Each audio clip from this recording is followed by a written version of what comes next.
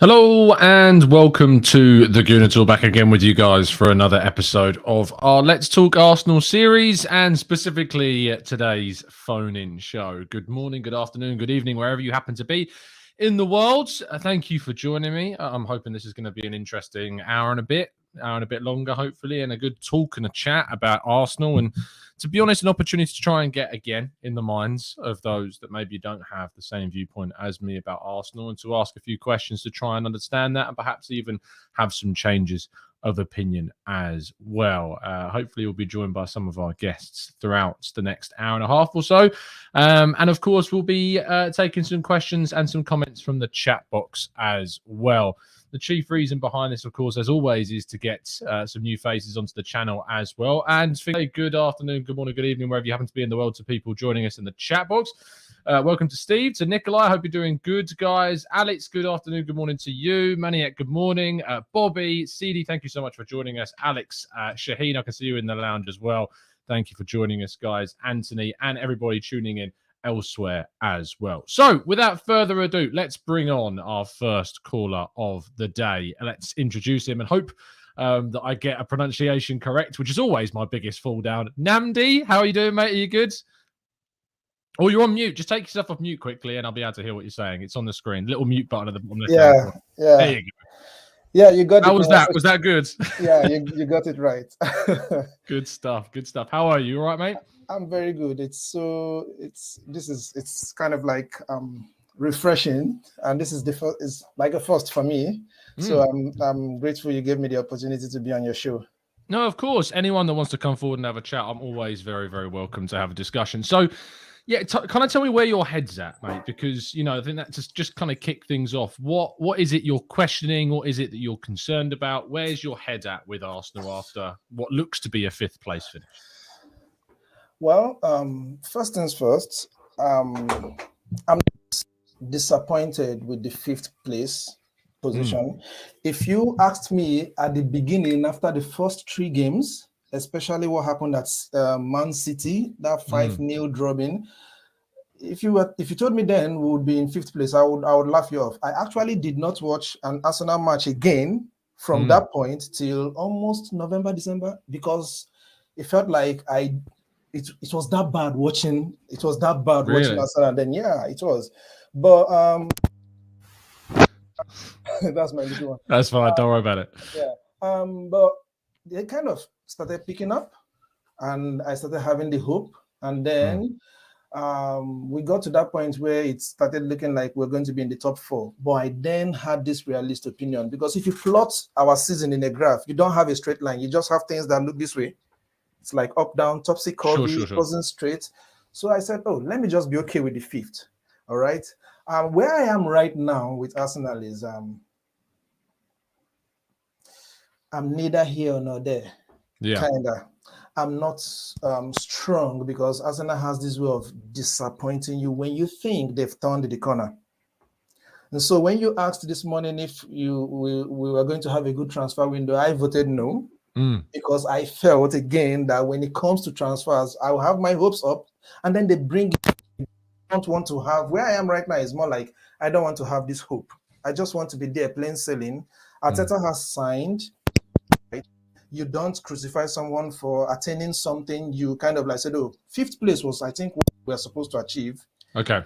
Fourth place was going to be a bonus. Third place was going to be a miracle.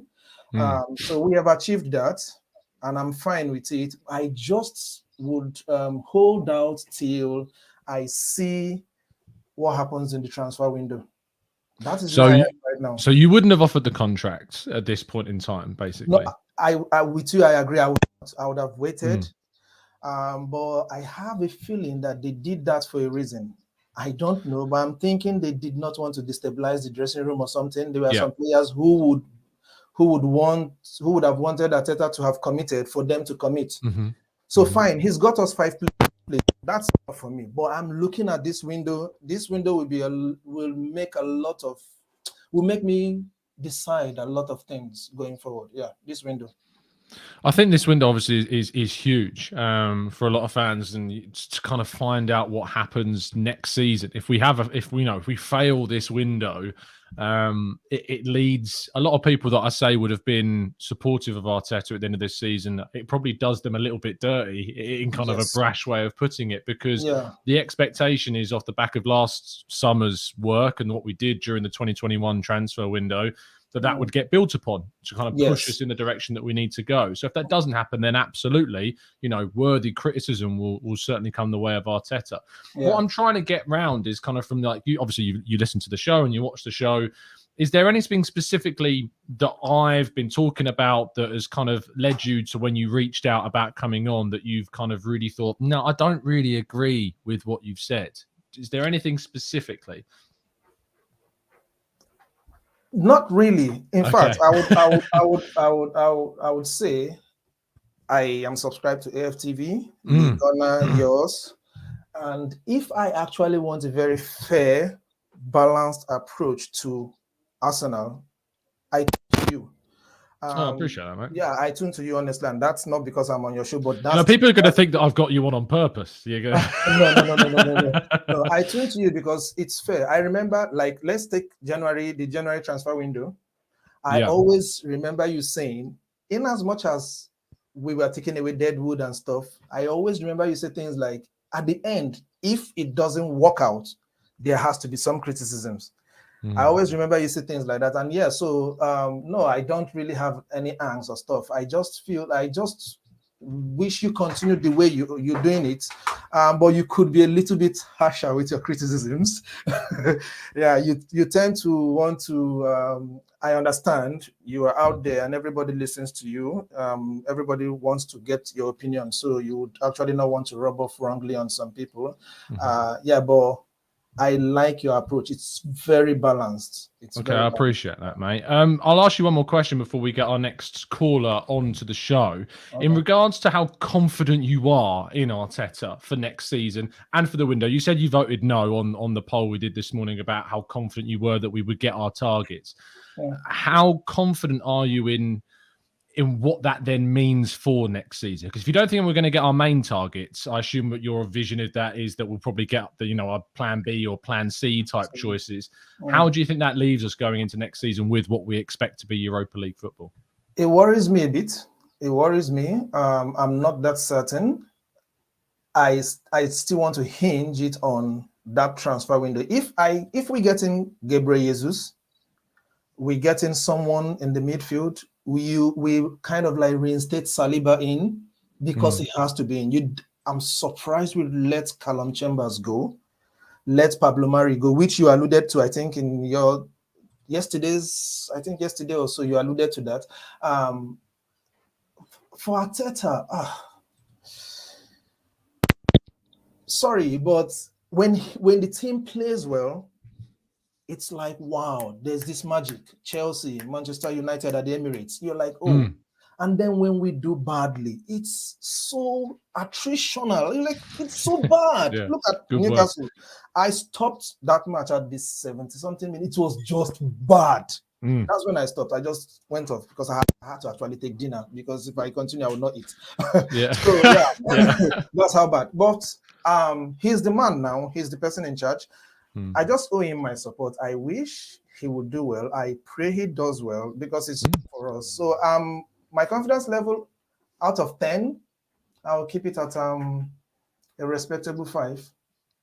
Lovely stuff. I hope that we outperform your expectations, and I'm sure that you do as well. I hope that we outperform. I do. Yeah, absolutely. Namdi, thank you so much for taking the time to jump on the show. I really appreciate it. Thank you for the kind words as well. I'm sure we'll speak to you again very, very soon. Thank you very much. Thanks, mate. Have a good one. See you later. Yeah. Massive thank you to Namdi. Really appreciate the thoughts of people coming onto the channel and giving their points of view. Let's bring you our next listener, someone who is always an absolute pleasure to talk to. It's Daniel. How you doing, Daniel? You all right, mate? You good? Yeah, I'm good, Tom. How are you? Very good, thank you. Good to speak to you again. I remember you tuned in for one of our previous phone-in calls. And since then, of course, you've been in the presence of the one and only Josh Kroenke at the Fans Advisory Board. How was that? I'm interested. I got to be honest. I wasn't in the presence of the one and only Josh Kroenke because he pulled out on the day of the meeting. Oh, what? That's not surprising at all. That's I'm sure your viewers would be love to know that nugget of information. Yeah. But yeah, it's not a lot was really said, to be honest. It was all just lip service stuff as it is with these meetings. Come to expect. Yeah. It's great to speaking here to you, Daniel. Talk to me kind of where your head's at and why you were so passionate about coming on today's show. What is the topic that's really got you wanting to talk about it? Mate, I ain't gonna lie, my head's gone. Your head's gone. I'm not gonna lie, my head has absolutely gone. I've been raging since Monday. I woke up yesterday. I went down to my local cafe for breakfast, and everyone was like, "You look really angry. Are you all right?" And I'm like, "Yeah, don't worry, it's just football." Like, honestly, my head's gone. Where I'm at is first and foremost, the performance on Monday was absolutely shocking. Yeah. For a team that was challenging for Champions League football was absolutely shocking. That level of performance was unacceptable. But do you know what? I go back earlier in the season and I blame the recruitment strategy in January because we had top 4 in January. We were in and around the top 4. So it was clear to us as fans that we were in a top 4 race. Despite the expectations going in at the beginning of the season, despite the I have to apologize for the background noise. That's all right. You're good. Despite going into the season, and people, and I get this a lot, people go, "Oh, well, we only expected to finish 5th. We only expected to finish 6th." Do you know what it is? Some people need to realize that actually your expectations change over the course of a season. And it feels like to me that the club had a strategy, regardless of how we were doing. They weren't deviating from that strategy. Yeah. And the strategy was very, very rigid. And the one thing that hurt us, and I'm not against, and I haven't been against letting Aubameyang go, but what I am against is you can't let a player of that caliber, despite of how poor he's been playing, you can't let him go and then expect to get expect to finish anywhere in and around the top 4 or top 5 without replacing him. Yeah. And I'm not against, obviously it's hard to get top targets in January, but just get a lone striker in. You don't need to get a top target. You just get a lone striker. Anything would have been better than nothing. But and the excuses from the board around that time were just laughable. We only had 1 game a week, so we thought it'd be necessary to trim the squad. Instead of looking at the prize at the end of the season, they looked at the cost-cutting exercise. And for me, I look back on that time and I go, do you know what? Did they actually believe that we could get top 4? How are you going to expect this young team to believe when the people above us don't believe in it either? It's a massive error. Yeah, I agree with you. The January window is the pinpoint mistake that I put on this season as to why we failed to get top 4 that was in our control. So where does that leave you, Dan, in regards to Arteta, in regards to Edu, the hierarchy? I think we've all got our criticisms about the hierarchy. We all know that, but Arteta specifically, you talk about that error, which I'm interested to know kind of where you place that blame and what that does to your viewpoint on his continuation as coach. I don't think he should continue. And there's several reasons why I don't think he should continue. Firstly, this is the second opportunity he's had to get Champions League football. Last season, you remember the Europa League semi-final where we only had to get 1 goal and we could have got through. Now, I'm not saying we could have gone on and beaten Man United, but we were in that. We should have been in that conversation. Secondly, we had top 4 in our hands. We had top 4 this season in our hands. All we had to do was see out the the next couple of games, I'm not too much. I'm obviously disappointed that we lost the North London derby. Yeah. But look, those are one-off games. The form goes out the window when you go into games like that.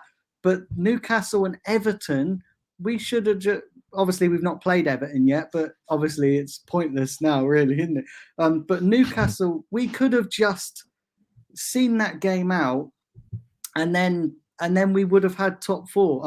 I'm certain of it that we would have, if we'd have got a result at Newcastle, I'm certain that we would have got a result against Everton. So, irrespective of that, we had it in our hands. You know, we had it in our hands and we let it go. But not only did we let it go, we handed it to our North London rivals, which a lot of people seem to have overlooked. And for me, that is the part that angers me the most. I'm disappointed that we're missing out on Champions League football, but I'm more angry that we handed it gift wrapped on a plate to our North London rivals. And people are talking about the progress that we've made this season. That to me is a sackable offence in itself. Because if you play or work for Arsenal Football Club, you know what it means to finish above your North London rivals. You know what it means to get one over on them. But you don't gift wrap them a Champions League place, the same place that you're competing for. And this season, you know, we had all the excitement building and building and building and building and building. And it's just come to nothing, isn't it? It's like, how can I describe it? It's like being intimate with a beautiful woman, and then before you hit the jackpot, and then before you hit the jackpot, your mum walks in to tell you that your dinner's on the table. You know what I mean? We've all been there, people. That's what it's like. Honestly, that's what it's like, and it's just insane. It's absolutely insane. And next season's going to be so much harder. Man United are going to recruit. They're going to strengthen. Spurs, obviously, with Champions League football, the carrot of Champions League football, they're probably going to get some of the targets that we were after, which is going to be hard to take. Well, we know that, obviously, out of our reach, Man City and Liverpool are going to improve. Chelsea, again, you'd like to think that regardless of the off-field troubles that they're going to have, they're going to improve. So this was our best and perfect opportunity to get Champions League football, and it's just, look, with me, I've not really been a big massive fan of Arteta, and I've been reserving judgment because I wanted to see where we finished, and it's backfiring. And the other thing that annoys me, Tom, is that they gave him the contract. They gave him the contract before the end of the season. Give it to him at the end of the season. Give it to him at the end of the season when things have been achieved, or as in our case, not been achieved. Do you know what I mean? And the other thing is as well, but at the end of January, I had a meeting, and I think it was around the time just after that I came on here. I can't remember exactly. Yeah. But they announced the first fans advisory board meeting, I think. Yeah. They announced the ticket prices, the 4% increase. Yeah. And I can talk about this now because obviously it's out there in the public domain. But I said, as everybody on the board said at the time, this timing is all wrong. This time, do it at the end of the season. Do it if and when we get back into Champions League. And they were like, no, it's the right time, So they're just... It's that detachment, isn't it? Yeah, they're just so out of touch with the fan base. It's unreal. Yeah. It's things like that make us angry, And for me personally, I'm just so disappointed. I'm actually really disappointed. The other thing is, and I don't know whether you guys noticed, your viewers or yourself, I was listening to, and this was very telling. So the Granit Xhaka interview at the end of the Newcastle game, I was listening to that, and clearly there was two bits of information that I took from it. The one bit when he was talking about players not listening to the coaches, that raised a massive red flag to me, because I was like, well, if you're not listening to Arteta, then is it the start of him losing his authority? Because we've seen that with Unai Emery, and I know it's only one game, and I know, you know, people are going to come out and sort of say, look, you can't really judge it on one game. But is it going to be the start of them just not listening to Arteta? The other thing is, I was listening to Arteta's interview at the end of the game, and they were asking him about the recruitment policy in January, and reading between the lines, I think that there was a discrepancy between him and the board, because he was saying that we got what we were told we can have. Yeah. So that to me is the board starting to have some doubts about this guy, because remember last summer they backed him with 150 million, and before that they backed him with another, I think it was 50 mil on Partey and then a 25 couple of million other on Gabriel, and the wages for Willian. Yeah. So yeah, it was about 80 odd million the year before. So you know, that's almost nearly 200 million or Well 250 yeah. million on those players. So now are they starting to have doubts? And that's another reason we have to call Arteta into question, is that he's had money. He's certainly got more than what Emery got. You know what I mean? He's certainly got more than what Emery got, and yet Emery was ousted out of a job after, I think it was a year and a half. He had just over a season, and then the other half a season. So why are we prepared to give Arteta more time than we were prepared to give Emery? Emery had us in the Europa League final, regardless of the bottle in it. Emery wasn't backed in the summer. It's a hard thing to disregard, though. I think, but it's Emery wasn't backed in the summer. Arteta's been backed to the hilt. Got a lot of money. We spent, I think it was 72 million on Pepe, 25 million on Tierney. We brought in Saliba, obviously came in as well, but obviously we haven't used him since that time. So you got over 100 odd million quid in that summer. But two things here to bear in mind. He wanted Zaha instead of Pepe. He come out and publicly said that. He wanted Partey instead of Torreira, which is ironic because we ended up getting Thomas Partey anyway.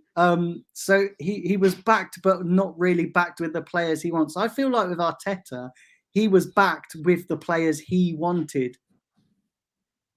Yeah, he's been backed with the players he wanted. Let me come to some of your points down on the Arteta side of things. Obviously, because I'm from a different perspective. Whilst I would have, and I have said, preferred for the contract to have waited until into next season. I didn't think there was necessarily the pressure to absolutely renew. I don't mind the renewal necessarily, because in my view we've achieved what we expected from the beginning of the season, which was to take that step back forwards again, get back into Europe, and then next season build towards getting into the Champions League. For me, this season, if we'd have got into the Champions League, it would have been a massive bonus and a massive overachievement on what my expectation was throughout the season. I hear what you were saying regarding, expectations change, but the issue that I have with that argument is because we are responsible for those expectations changing. We have elevated ourselves with our performances and with our points tally throughout the season to giving us the opportunity to get into the Champions League. And that's to the credit of the players and to Arteta for putting us into that race. Us missing out on it is down to two things. One of them that was in our control, which was obviously the January transfer window, which we absolutely made a mistake with. The other reason is because of the injuries at the end of the season. It is my belief, if we'd have had Partey and Tomiyasu and Tierney all fit, I think we'd be celebrating fourth place, to be honest, probably by now and this point. And I don't think the players that we were being linked with, especially in the fullback areas, less so central midfield, because Bruno Guimaraes could have been brought in, but Tomiyasu and Tierney in particular, losing those two for such large and crucial periods, I think, has cost us the end of this season. And I think had they have been fit, we would have made the top four, which would have been, in my view, an overachievement. So that's why I'm kind of keen for him to continue into next season. But don't get me wrong, Daniel, if we miss out on top four next season, or if we don't qualify for the Champions League next season, there's nothing I can say that defends that, because then that's not progression. Can I come back on some of those points? Of course you can. So with regards to the January transfer policy, it was the the club's decision to trim down the squad, which shows a naivety when it comes to injuries. If we'd have kept, say, maybe one of those defenders, then I think it wouldn't have been a massive issue. I can't remember the other points you made. There was one. The other one was about the injuries at the end of the season. Partey, Tomiyasu, Tierney. Do you think if we'd have had Partey, Tomiyasu, and Tierney fit, for these last games, do you think we beat Southampton, beat Brighton, if we'd have had that starting 11 available? I think we would have, but I also know that it was the club's policy to. It was the club's policy to, back in January, to trim down the squad, but why does then Arteta take the fall for that? But you can't be naive in that situation. You can't be naive, and the thing is, back in January we were in a top 4 race, and you've got to roll with the punches, and that works in this case. You've got to, if you were ambitious, you go, you know what, we're in a top 4 race here. Let's try and make sure that we get over the line. Let's try and make sure that we can give ourselves the best possible opportunity. Trimming down the squad and and letting Aubameyang go, everybody could see what was going to happen, and it's happened. The other point you made, which I wanted to come back on as well. Go for it. You said that top 4 this season would have been an overachievement. Yeah. So absolutely. I slightly disagree with that, and the reason why I disagree is because when Arteta come in, we were in the Europa League, right? We were in the Europa League. We had 2 seasons where we finished 8th. Yeah, we forget the FA Cup win for a second. He took over when we were in 11th, and we finished 8th that season. We won the FA Cup. So forget the FA Cup for a second, because it's a separate issue.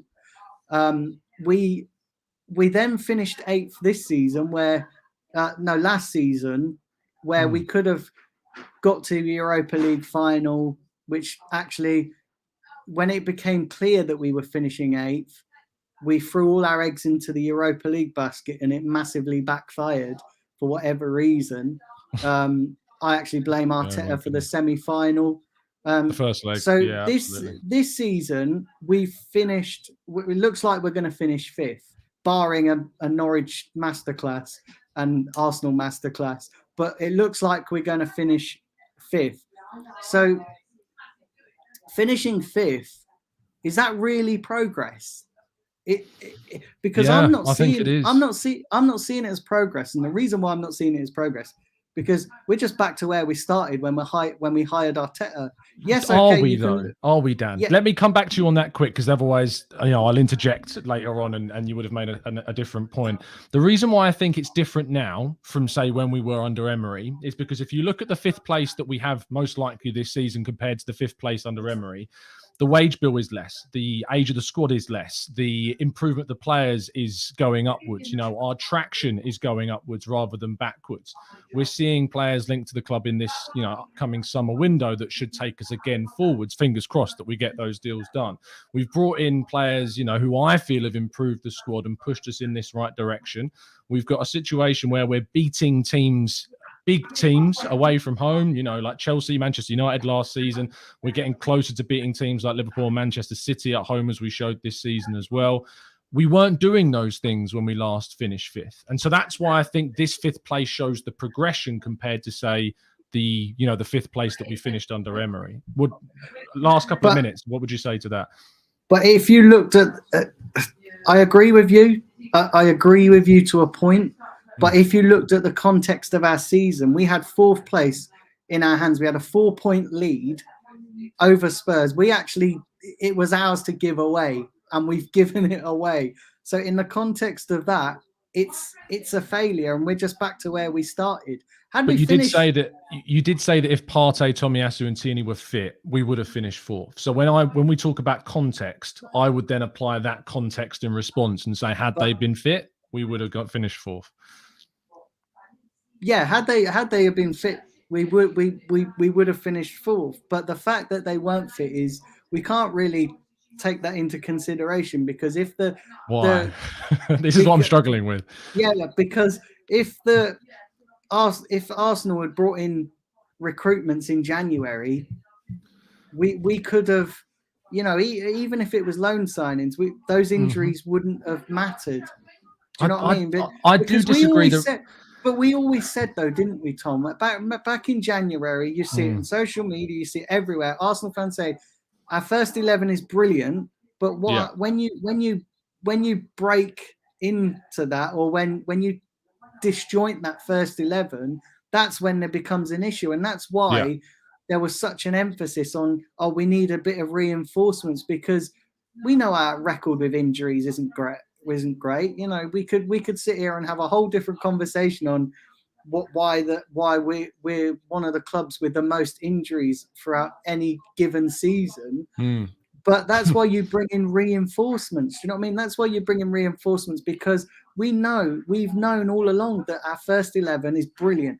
But the moment you start breaking that apart, whether it be at the back line or in central midfield, the moment you start taking key players out of that, it just all folds like a deck of cards. So it was them to bring in their job to bring in reinforcements. If you're going to let all them players go, I'm not too disappointed with the fact that we let some of the deadwood go, but certainly just as much as we did, certainly I would have tried to make it work with Aubameyang for 6 months, because what's 6 months? We would have been better equipped with Aubameyang, even if it's not a long-term, even if he wasn't a long-term solution, and you don't agree with his attitude and stuff. You can't let him go and just go, we'll make do with what we've got.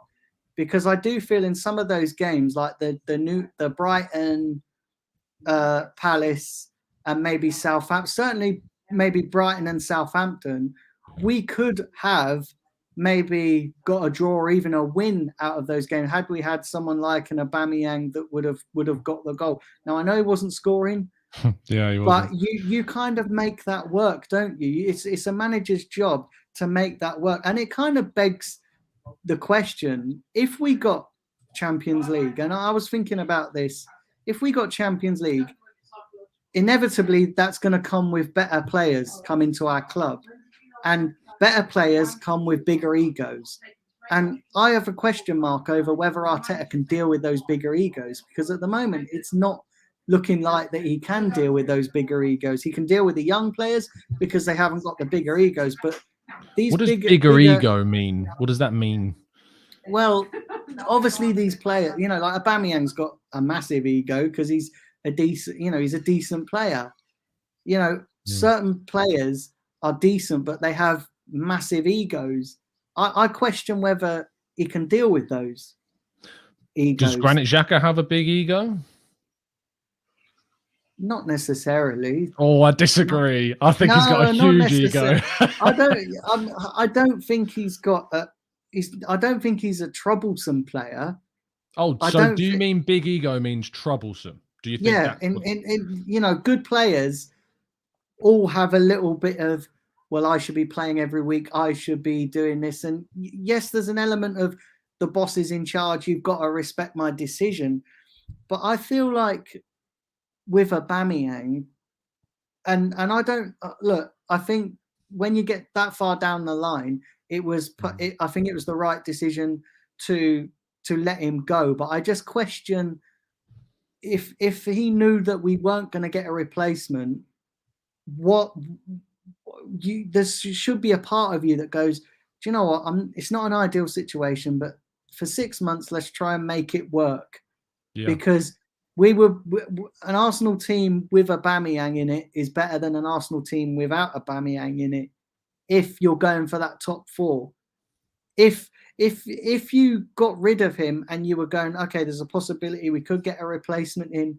You know, we spent the whole month chasing a player that was never going to come to us in Dusan Vlahovic. It was clear to see. Do you know what I mean? It's like trying to chase after the fittest girl in the nightclub who's never going to come to you. Girl Do you know what I mean? They're great. You know, it is though, isn't it? It's like going after the, you know, you try and she's like, no. And then in the end, she just goes off with your best mate who's better looking. And you know what I mean? So it's just, in this case, Juventus, you know, it's just absolutely insane. You can't throw all your eggs into one basket hoping it pays off. Fair enough, Dan. Look, I think we've had a great discussion, to be honest, on this topic. I don't think we'll come to an agreement today on this, which is fine because that's what football's about, mate. It's about opinions. Yeah. I know you've got your own channel as well, Dan, which I always want to give you the chance to give a shout out to. So go for it. Tell people where they can find you. So, yeah, you guys can find me at Daniel Bailey TV. I'm trying to push I'm trying to hit 3,000, which is my next big target. And I've been stuck at 2,000, nearly 2,200 for the last 8 months. So I'm like trying to have one massive push to get to hit that target. But yeah, I've got some great stuff coming up. Certainly for going into next season. I'm just launching a brand new podcast as well. Brilliant. On the channel, which is going to be a mixture of obviously there's going to be some football discussions, but there's also going to be I'm going to get some other big sports personalities on that podcast as well. So that's coming up on the channel, and then obviously the usual Arsenal stuff. So yeah, got big things coming up. So yeah, please do go over and subscribe. If you can search that on YouTube, or if you can put a link down there for the guys to grab it. Absolutely. Chat box, I can see there's already a lot of love coming in for you down in the chat box this evening. So fantastic to see. And thank you, Dan, for coming on the show. Really appreciate your time. And yeah, go subscribe. Daniel Bailey TV, right? Make sure you go over there and subscribe and help him on his way. If you could drop a link in, that'd be great. Absolutely, mate. I'll get on that while our next guest is talking. No problem at all. Cheers. Thanks, guys. No worries, man. Have a good one. I'll speak to you soon. Speak to you soon. Cheers. Massive thank you to Daniel. Really appreciate his time and coming on the channel, having a chat. Really well thought out and put together points. Let's bring on our next guests. Oh boy, we've got a good conversation coming now. It's Brandon. How you doing, Brandon? You good? Yeah, not too bad, mate. How are you doing? You've been out in the sun. You look a little bit shiny this morning. I've just finished work, mate. I've just finished work. I'm an absolute mess, but there you go. It is what it is. No worries, mate. Good to chat to you, of course. And yeah, because obviously you were in the chat box last night on the Arsenal Lounge, desperate to get your question in. So much so we got a super chat. Shaheen was messaging me like, I've got a good question for you coming up now, and I was looking forward to it. Tell me where your head's at. You asked me yesterday if I'm kind of, if I'm Arteta out at this moment in time, and I'm assuming you heard the answer that I gave you in the show yesterday. My head's basically at, look, I think in short, and then we'll go into a discussion. I think we've progressed forwards into a position where I think we can go forwards again. But next season, if we don't qualify for the Champions League, there's no defense of keeping him, in my view. So tell me where your head's kind of at and why you would get rid of him right now. Okay. So yeah, that's basically why I wanted to come on and talk to you, actually, because respectfully, I didn't like your answer because you said Arsenal in. Yeah. And kind of like, what does that mean? We're all Arsenal. We're all Arsenal fans. We all want Arsenal to do well. And the reason why I think a lot of the time the question about the manager gets avoided, it kind of baffles me a little, because a lot of what happens at Arsenal, for me, has revolved around this manager. We talk about the fact that we've got the youngest team in the league. There's a reason for that. Is to do with the fact that we've got a novice manager. Arteta doesn't have the credentials for me to be able to tell players that have won it and players with big egos how they should be playing football, because it's not like Arteta was a great player or anything like that. It's not like he was a Zidane, anything like that. The only credentials that Arteta has is that he sat next to Pep Guardiola. But how much he actually did for Pep Guardiola, nobody really knows. So are players going to join Arsenal based off that fact? Probably not. And then you look at the way that he's dealt with players at Arsenal with big egos, like Aubameyang, and it's not really gone very well, if we're being honest. So if you're looking at, say, for example, okay, we haven't qualified for Champions League. Mathematically, if Tottenham lose and we win, we could still do it. But the chances are it's not going to happen.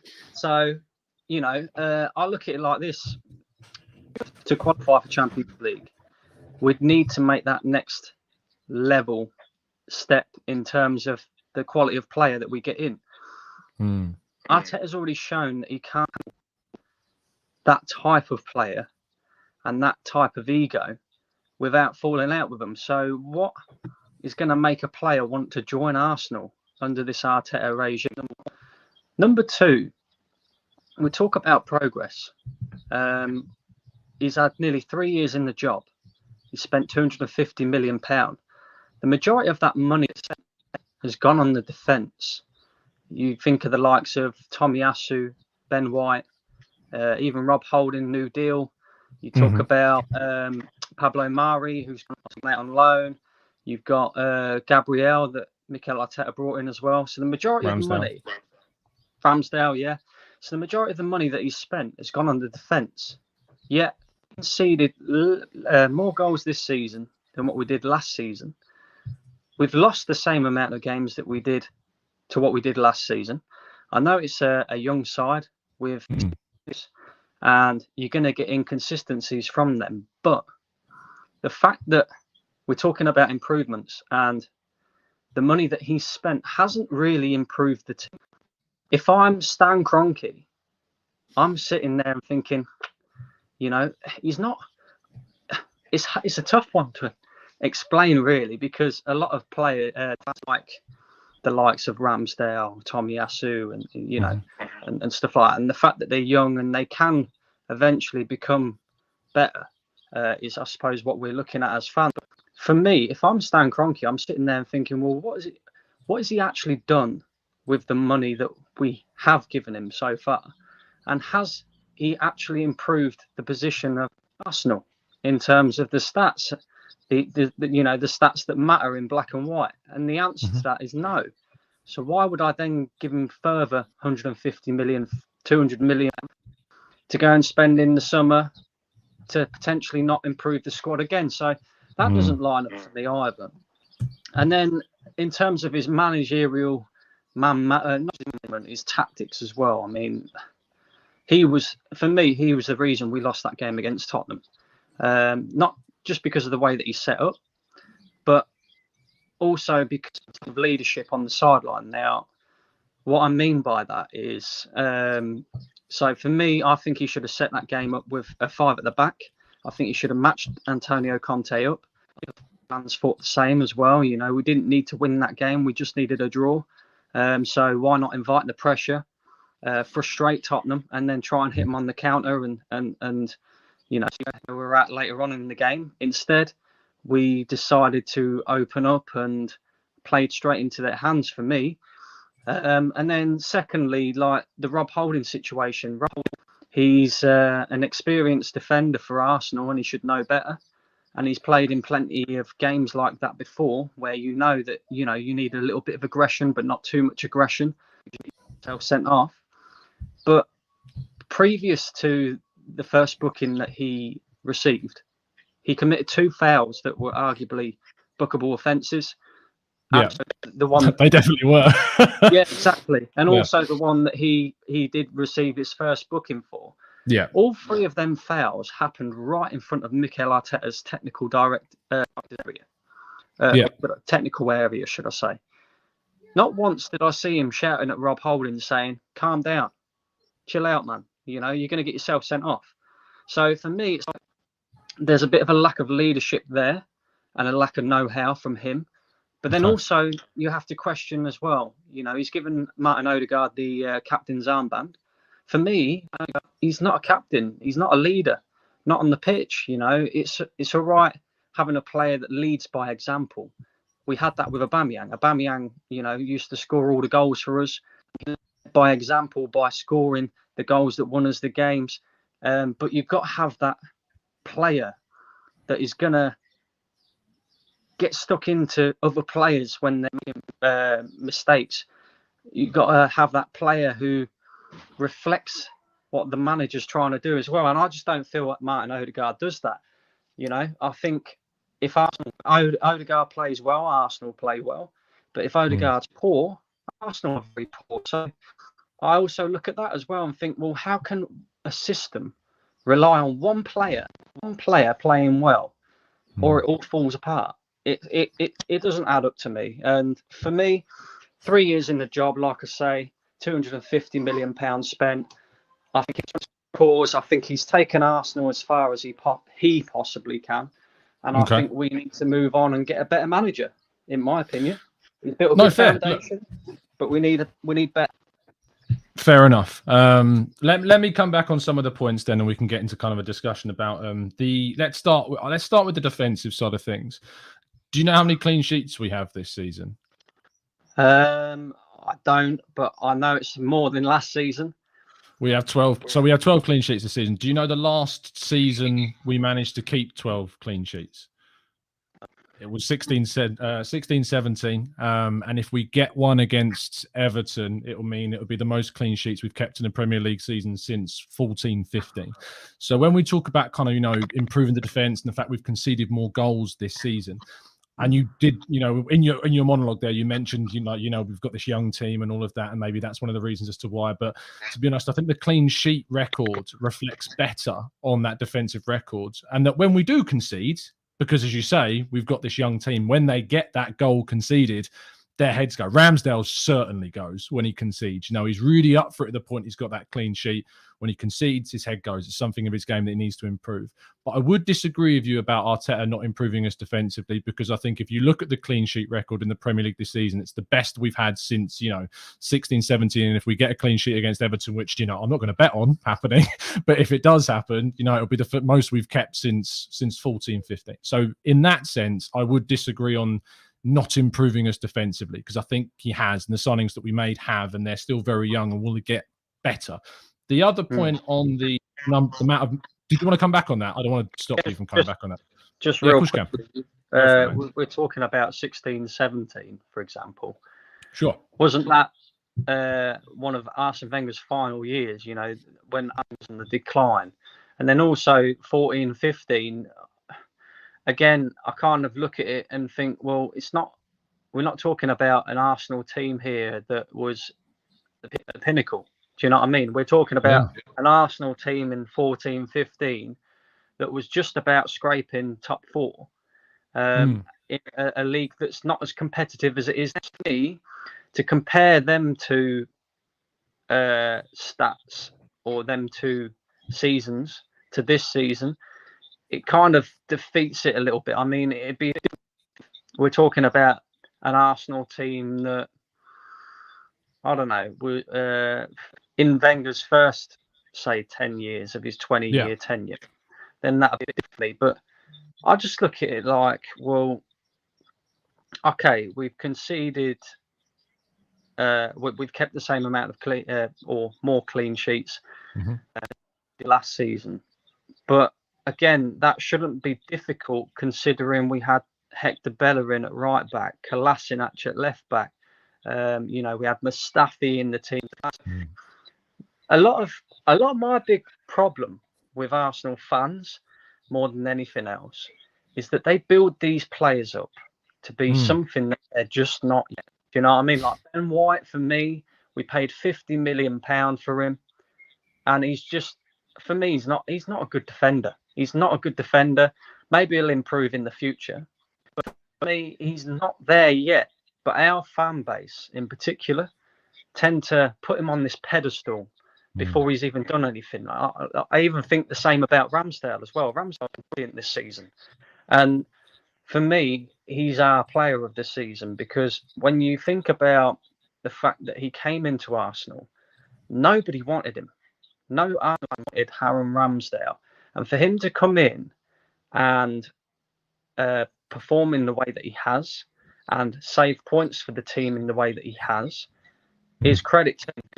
It's difficult to come into a big club like Arsenal as it is anyway, let alone with having, knowing that the majority of the fan base doesn't even want you in the first place. So that puts you under pressure there anyway. Does Arteta get credit for that deal? Oh yeah, 100%. Yeah. Arteta gets credit for that. Edu gets credit for that deal as well. But again, what I would say is on a pedestal because he's had a good season. Bernd Leno came in to Arsenal and had a very good first season, but he kind of fell off a cliff a little bit. So I'm interested to see how Ramsdale does next season and the season after that. Is it just not a one season wonder? Is he just having a great season because he's thinking to himself, God, I'm playing for Arsenal Football Club, you know what I mean? Like I'm never going to get this opportunity. I better prove myself and make sure. Because for me, over the last few weeks, he's kind of fallen off a little bit, Ramsdale. I think he's become a little bit rash and he loses his head quite quickly. So it's going to be interesting to see if he goes back to being the Ramsdale that we saw at the beginning of the season, next season, or he continues on with this rashness and stuff like that. So, yeah, he gets credit for that deal. But for me, I don't know. It's a tough one, isn't it, mate? I think that, I think it would be unfair to expect clean sheet levels of, the era of the start of Arsene Wenger's era. I think Arsene Wenger is credited for having a great defense, but he didn't build that team. He was handed a lot of that team. He gradually built his own with adding players like Colo Touré and Lauren and Sol Campbell, etc., and obviously bringing through Ashley Cole. But he was, gifted that first Arsenal back four that he came in with. And those 8 defenders of the first era and then the second part of the successful era of Arsene Wenger, were brilliant.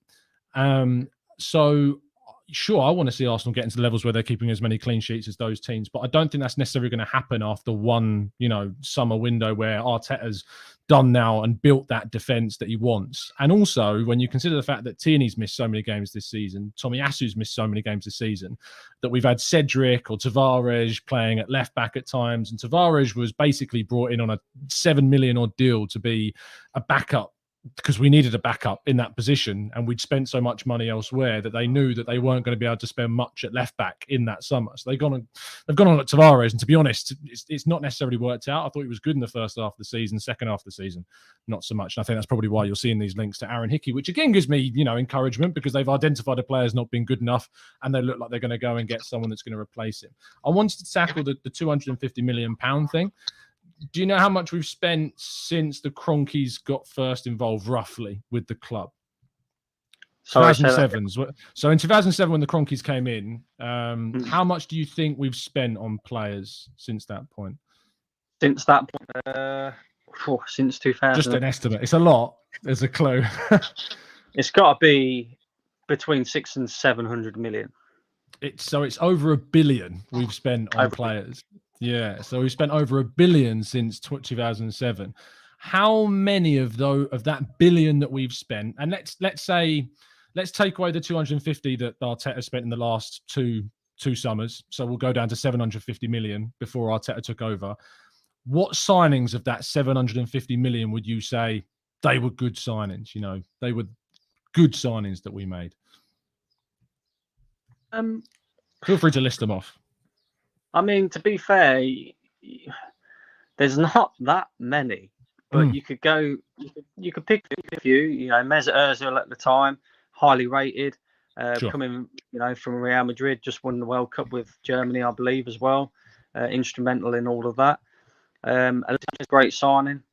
You could even say Olivier Giroud as well. I know he come for a small fee, but he did bag a lot of goals as well. Who else is there? Who else? Santi Cazorla, I think you put in there as well. Santi Cazorla, yeah. Eduardo, but I mean, it worked at the start, but it didn't necessarily finish well. But he looked really good when he first came in, of course. But the point I'm making is that of that's 750 million, and we're struggling. We're struggling to kind of come up with names that we would say are really good signings. We've made good things, and so that means from the point of 2007 all the way until Arteta first took the job, we've had a pretty bad recruitment policy, a pretty bad squad building policy. And so when Arteta's come into this team, he's got a squad that's been poorly structured for the past 10 plus years. And the reason why I give Arteta my backing is because he's been the first coach, in combination with the people behind the scenes, that have started to recognise the problem areas of the team that needed addressing. When he came in, we desperately needed a midfielder. We've needed a good midfielder since Patrick Vieira left. And I think that's the cliche that gets used all the time. And we went out and got Thomas Partey, who I believe, when we signed him to be a world-class central midfielder, and we signed him, his injuries have held him back, and I think we all know that. But I think he showed up until the point he got, ironically, injured again in 2022. The performances he's capable of putting in when he's given that consistent run of games. We needed to improve at centre-back, and we brought in 2 centre-backs in Gabriel and Ben White. Now, Ben White's had his doubters, and, from the sounds of what you're saying, you're clearly one of them. Ironically, a lot of his defensive stats actually outperform Gabriel this season, and maybe it's kind of just a perception of Ben White that sometimes goes against him. He's brought in Ramsdale. I think, we both agree on him being the player of the season this year. Tierney, of course, has been given a new contract, and we've renewed him after Unai Emery's era of recruiting players. And Tomiyasu has been, in my view, if he'd have been fit for the whole season, there's an argument that had Partey, Tierney and Tomiyasu been fit for the whole campaign, that maybe we'd be sitting in 4th right now. Who knows? It's hypothetical. But the point is, Brandon, I think, we talk about this £250 million that we've been spent. Are we really seeing us progressing as much? And my argument is that we've spent 750 million, or I'd argue probably about 600 of that 750 million, on players that are just not good enough and have just taken this club backwards. And we've regressed from that 600 odd million pounds worth of spending, so that when we've got to this point where we need to sign players to take us in the other direction, which is hopefully forwards, it's going to take way more than 250 million to do it. So even though we look at that money as a huge amount of money, in the context of since 2007, it's not actually a lot to try and turn around so many years of mismanagement from a recruitment perspective. Can I ask you another question? Where do you think the problems lie within Arsenal? Because obviously you're saying that for now. Oh, I've lost you. Sorry, you've gone quiet, Brandon. I'm back again. Oh, it's all right. Somebody trying to ring me. Yeah, I just wanted to ask you where you think the problems lie for Arsenal. I mean, obviously, you're saying to me at the moment that Arteta's got your backing, but for you, he has to finish in the top 4 next season, which, totally understandable, considering he would have been 3 years into a job by then. But for me, a lot of people say about the Cronkies. You're a very popular man, Brandon. And I agree about the Cronkies as well. But again, I think our majority problem is our fan base. And the reason I say that is because I don't feel like us as fans put enough pressure on the Cronkies to do what we feel Arsenal should be doing. What do you mean by pressure? Well, I think the Cronkies have had quite an easy ride, to be fair. I mean, you look at the fact that a lot of fans hounded Arsene Wenger out of the football club because we was consistently getting top 4 and not competing for league titles like we expected. Was that Arsene Wenger's fault? I don't think so. I think that he wasn't given the backing that he needed. I do also think that, after 20 years into a job, he's clearly on the decline, because after being in a job for 20 years, you're never going to be the same as what you was when you very first, started, younger then, and all of that lot. Right. So for me, the Cronkies are a major problem at Arsenal. And for me, they've had quite an easy ride because I personally feel that even with Arteta, if we was to get Champions League this season, Mm. I know we haven't. I believe that we would be back on that roundabout again. I believe that the Cronkies have absolutely no interest in Arsenal winning anytime soon, any major honours and stuff like We've that. got no evidence, have we? No, we've got no evidence of it exactly. So I believe that even if we was to get in Champions League, we would become that club again where we're just happy with finishing in the top 4. Now, what I would say is we're sat here, or some fans are sat back in a process that's run by the same people who consistently let us down. If we're being completely real and honest, as Arsenal fans, Arteta should never have got the Arsenal job. I agree. I will agree with you there. Yeah. And the fact that we're now sitting here saying, well, hoping that, he could potentially do a miracle and get us back competing again, because that's what we all want. Let's be honest. It's all right. It's all right getting Champions League football, but that's not the pinnacle. We as Arsenal fans, we want to win league titles and major honours again. So we're pinning our hopes on a manager that has no credentials to say that he can do that. The only thing that he can say is that he's sat next to one of the greatest managers in world football. So for me, they've gotten away with that one massively. And they've just given him a new contract as well, based off the fact that he finished in the top 6 and got us back into Europe. Is that acceptable for Arsenal Football Club, considering 18 years ago we smashed down a stadium to become the best? And then since then, we've done nothing. That's where my problem. Look, I think you're fair, Brandon, to say that we've not put enough pressure on the owners. I think it's fair because in terms of when you look across the continent, you look at other clubs. You look at Barcelona, for instance, which is different because obviously there's more fan involvement. It's elections and stuff, and it's very different. But obviously they put a lot of pressure on ownership and stuff like that. It is different from a logistical and from a business standpoint, especially in England. I'm trying to think of an example of a top team in England where things have not gone well, that the fans have put enough pressure on the owners and then they've changed. I'm struggling, if I'm honest, to think of an example in England where that's happened. So therefore, I don't know about the evidence of whether it's feasible. The Super League, I think, is a bit of an anomaly on its own because, it was so widespread in terms of so many clubs and so many fans from different clubs being so anti it and demonstrating. But I'm struggling to see and find an example of a club in England that has seen pressure applied to it and that's seen change. This is the thing for me, though, Tom. We've demonstrated, whether it was worldwide or not, we've demonstrated as a fan base that we can protest. We can voice what we feel. Why would it change anything, though, Brandon? Why would it? Why would they care? Why would they care? Because they don't. From your perspective, Stan Kroenke does not give a he does not care. As long as Arsenal are making money, he doesn't care. Josh Kroenke, I'm more open-minded about Josh. I've got more of an open mind to him. But as far as I'm concerned, Stan Kroenke doesn't care as long as Arsenal are making money. So what is protesting? What is not going and spending your money at the club gonna do to change anything? This is the thing. No, nobody really knows, I suppose.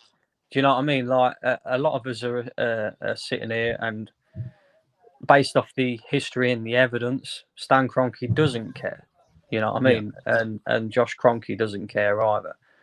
But have they had an easy ride? I would say that they have. I think that when the whole Super League thing happened, and it was worldwide, and it wasn't just Arsenal either. But we demonstrated as fans that if we kick up enough of a fuss, we can change their minds with certain things. So, like for me, for an example, the moment that we heard that Mikel Arteta was getting the job, rather than sitting there and just hoping and praying and backing it, Mm. As fans, we should have been going, nah, this ain't on. This ain't on. We've got to protest against this. We want a proper manager. We're Arsenal Football Club. We're the third biggest club in England, one of the biggest clubs in the world. We don't need a novice manager. If Arteta had gone elsewhere and he'd say, I don't know, gone to another club and he'd done well at another club and worked his way up from there, then you could say, yeah. Do you know what I mean? It's like the majority of fans that I spoke with as well. They didn't want Patrick Vieira for the same reason. Okay, he had a few managerial jobs, but they didn't think he was going to be good enough. So for me, I feel like as a fan base, we should have been protesting then. The moment that we heard Mikel Arteta was in the running for the Arsenal job, we should have gone, hang on a minute, this ain't right. Arsenal Football Club, one of the biggest in the world, and they're looking at a novice manager after having arguably our greatest manager in our history, for 20 years straight. This ain't right, and we should have been protesting as fans then to get. Can I ask quickly? A lot of fans wanted Allegri at that time. Yeah, do you know what I mean? So can I ask quickly? This scenario happens, right? So Arteta's appointed because it was all very quick. It happened within the space of I think a few days that the news came out. They were meeting with him, and then he was appointed. Fans protest, right? I think he took over when we were in 11th place in the league. At that point, we protest because we didn't want Arteta. Nothing happens because, as we know, that the owners don't really listen to protests, and if it's going to be the first protest, it's not going to. That you'd be very fortunate if anything changes after one protest during a managerial change. I think we can be realistic about that. So we protest, do the first one to kind of stake our claim. Arteta goes on to win an FA Cup in 6 months. The owners are going to look at that protest and go, well, they got that wrong. He's gone on to win an FA Cup and we've kept him. So do you understand why would that protest have changed anything? Yeah, I see what you're saying. I do see what you're saying. But again, as fans, we've seen Arsenal win FA Cups before and it's done nothing for us. And this is another example again. Mikel Arteta won the FA Cup. Congratulations to him. It's great to get his first domestic trophy, in his first not even full season, and it's great. It's a great start for him. But previous to that, Arsenal had won the FA Cup 3 years out of 4, so we'd already had that team that had the know-how, or the majority of that, anyway. And we'd seen that under Arsene Wenger, and we thought, here we go. We've won an FA Cup now. Let's progress further, and we're going to do it next season. We're going to make that step further, and we never did. And we see that example again this time around with Arteta. He won the FA Cup. He had to make a lot of changes to the squad, which is fair enough. But once again, Arsenal never ever go, do you know what? We've had a taste of a trophy. We want more of that. So let's go and spend. It's like Arteta spent £250 million. But when you look at it in the cold light of day, he's brought these young players, and he's done it because it's by design. It's absolutely by design. Yeah, he could have gone and spent that £250 million on, players that have sort of been there, done that. I mean, we say who, and that's a good question, a very good question. Do you know what I mean? Yeah. But it's like that things could have been done differently. I'm not saying that I don't like what Arteta has done.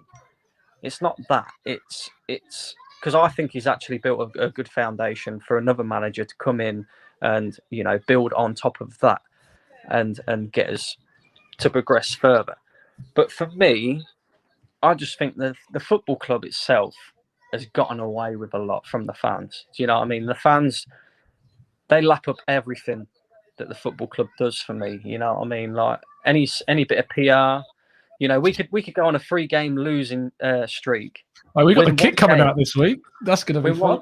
Win one game against Chelsea, and then all of a sudden there's people in the club shop buying the kits again, and it's like it doesn't make no sense to me. I know we've been starved of success for a long time, and we're hopeful as a fan base, but at the same time we've got to be realistic. If you're Stan Kroenke out, and you know that Stan Kroenke is not the man to take us back to being competitive again, then what makes you think that any manager that he brings in is going to take us there? Does he bring them in? That's the question. Does he yes bring man them in? again? I've got one more question for you, Brandon, because I've got my next caller coming on. I just want to ask you kind of next season, say in the summer window, we have a successful summer window. We sign players despite the fact that we're not in the Champions League, and we go that next step forwards. We go from 5th to, let's say, 4th, or win the Europa League or whatever. We qualify for the Champions League. How would your mindset, would it be any different at all, or does it need to be a case where you need to see us challenge for a title before it starts to change? I don't know, Tom, because my mindset is very much that it's not that I'm upset so much with the manager. It's that I'm upset with the football club, because 18 years ago they knocked down a stadium and told me that we was going to compete with the best, and we haven't done it since. And for me, employing a novice manager like Arteta is making the fans wait even longer, because Arteta's he was never going to come in and be this great manager straight away. He's always going to have to learn. He's always going to have to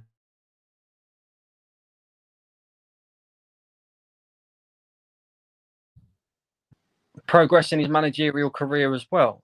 So for me, it's like the club are basically saying, we heard Josh Kroenke say, "Be excited." We remember that, and 3 or 4 years later, we're still not excited.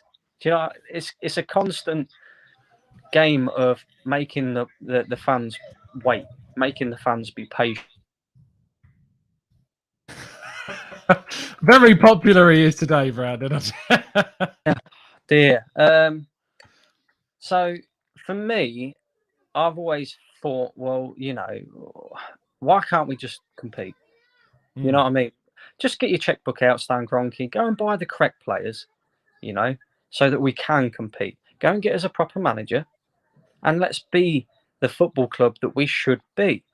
So, I'd be very surprised if we get 4th next season anyway. I think if we're going to have any hope of getting Champions League football next season, we're going to have to win the Europa League, because for me, Man United will come back and they'll be better. Not saying that Ten Hag's going to be the answer straight away, but we know that Manchester United will throw a lot of money at it. Man City and Liverpool are just miles better than everybody else. I believe Chelsea will come back and spend a lot of money even under their new owners, because they'll want to come in and keep the fans happy. I believe that Tottenham under Conte, he'll get a lot of money as well in the summer if they want to keep him. Leicester will come back.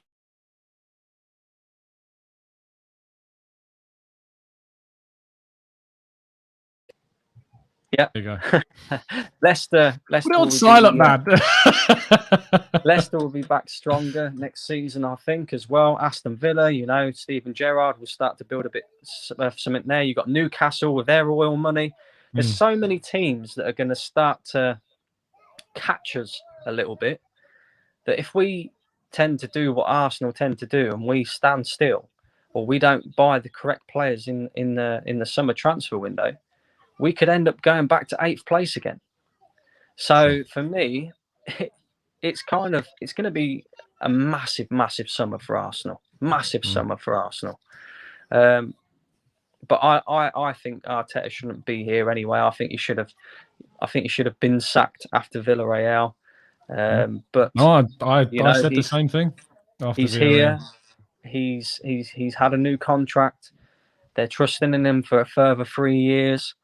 It's just going to be interesting to see whether that follows suit with the fans, or whether fans, like yourself, start to turn to the dark side, like where I am.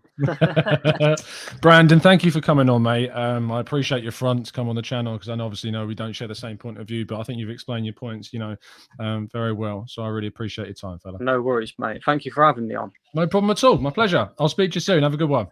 Cheers, buddy. Thank you. No worries, fella. Massive thank you to Brandon for coming on the channel. As I say, if you've got a different point of view, it takes front to come on and have a chat. So fair play to him. Make sure you're giving him some love in the chat box. Let's bring in our next guest of today's phone in. Let's bring in Luke. Luke, how are we doing, mate? Are we good? Are we well? "Oh, you're so small compared to me." What's going on there? I'm in the bedroom, so I've had to put the phone on my windowsill because I haven't got a chair in here. Oh, no worries, mate. That's fine. I can still hear you at the same level, despite me being much bigger. But go for it. Yeah, no. So obviously, I've not been able to watch. This is on YouTube, isn't it? Yeah, live on YouTube, Luke.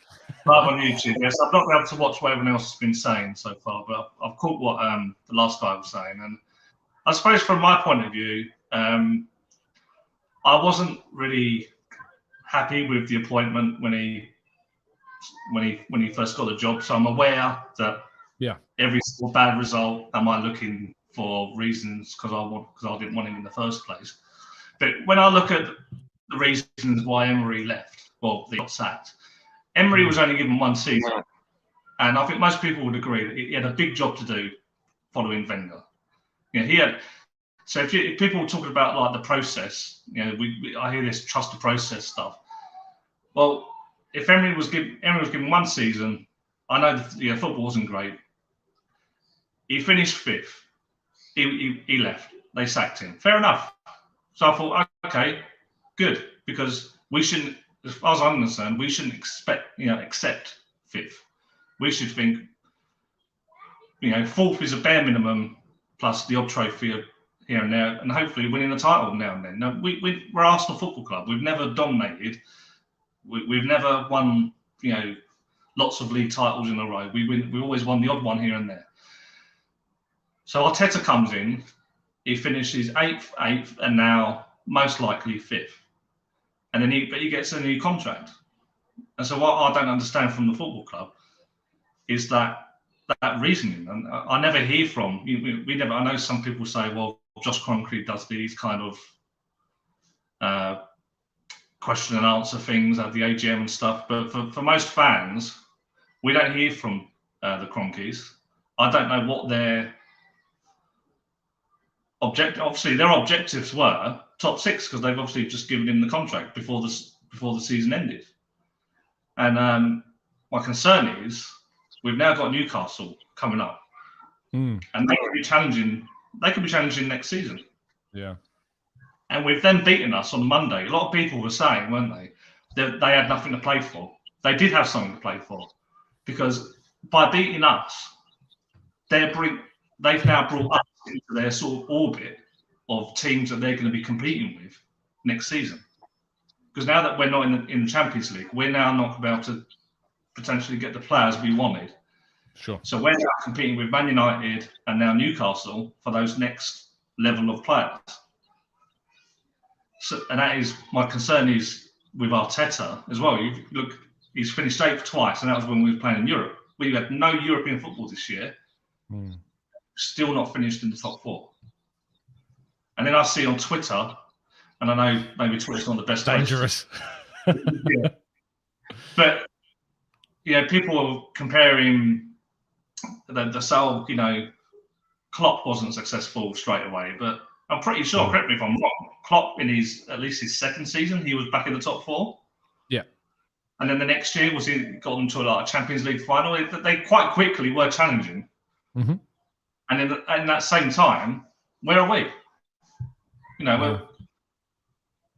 And the players as well. And the last two performances were so bad as well. And I know people will say, well, they're young and all this sort of stuff. But under Wenger, I saw a good tweet actually today, and someone put on, I think they said in the 2008-2009 season, we had an average age of around about 22. And in that season, we got to the Champions League semi-final, didn't we? And we was in the top four. Wasn't it? Yeah. And we was in the top four. Those Wenger teams, apart from the off season, they were quite comfortably always qualifying for top four. I think the Premier League was a lot less competitive back then, to be fair. Yeah. Man City weren't the team they were, for sure. I think if you look at points tally, I know people can say, well, there's no point comparing one season to the next, in terms of points tallies, because But normally, you're looking at what 68, 70 points. That's normally good enough for top 4, isn't it? And usually about that, yeah. Yeah. So, and we're not far off that this season. And I know the last season, how many points did we get? It was like 61, I think. 1 points. Okay, so you can say, well, there's been progress because we've been in the race for the top 4. We weren't last year, weren't we at all? But my issue with Arteta is that I know he's going to be staying, and that's what the club has decided to do. Mm-hmm. But we've missed out on so many managers in the past, and we kept faith with Wenger for far too long. And we who are we missing out on now? Look, who are we missing out on by getting rid of him now? Well, right now, for me, I would say the only person I'd look, I'd like to see maybe someone like Graham Potter be given a chance. Right. I know he's not managed the club, but he's got managerial experience. If you look at what he's always done well with every club he's at. Yeah. And I just think because he's got more experience and he knows how to put a team together, I think Arteta. And the thing that actually worries me with Arteta is that he seems to fall out with lots of players. I know people have said, well, he's getting, there's apparently we're getting rid of these toxic players, but I don't know. You don't know whether they're toxic or not. We're not there. Mm. We're just going on what people are saying, and he's fell out with Aubameyang, Guendouzi, Torreira. Now, could we have not done with Guendouzi and Torreira these last few months? I mean, yeah, arguably we could have done, but what I would say is that with Torreira in particular, Torreira had checked out at Arsenal by the time that he left. Obviously, the situation with his mother, I think it was, that passed away in the summer, and there wasn't necessarily a starting place for him in the team. Guendouzi was wrong place, wrong time. There's no doubt that Guendouzi is a talented player and he's lots of potential. But I just don't think that at this point of his career it worked at Arsenal. I mean, he went to Hertha Berlin on loan, didn't work out there either. I think the manager described him as someone that needs to reach puberty. He's gone to Marseille this season and he's done very, very well. And it's clearly an environment that suits him. And I think that's why we've seen a much better Guendouzi. But yeah, like we could have done with someone playing as well as Guendouzi has this season for Marseille at Arsenal, but there was never going to be a guarantee that was going to happen. Luke, my kind of issue with the idea of getting rid of Arteta right now, and I'll go back to some of the points that you made before, the 8th, 5th situation. The first 8th place, obviously, Arteta took over the team in 11th. The point when we were, the dressing room was in disarray. They'd fallen apart and fallen away from Unai Emery. And, he turned that team around from being 11th to win the FA Cup. Sure, we finished 8th, but we got back into Europe. The following season was a real disappointment. But it was the season that, was heavily affected by, in my view, the pandemic. It was affected by some of the mistakes of ourselves in the market with players signed like Willian, etc. A player we signed in Partey to be this world-class player we lost for pretty much half of the season.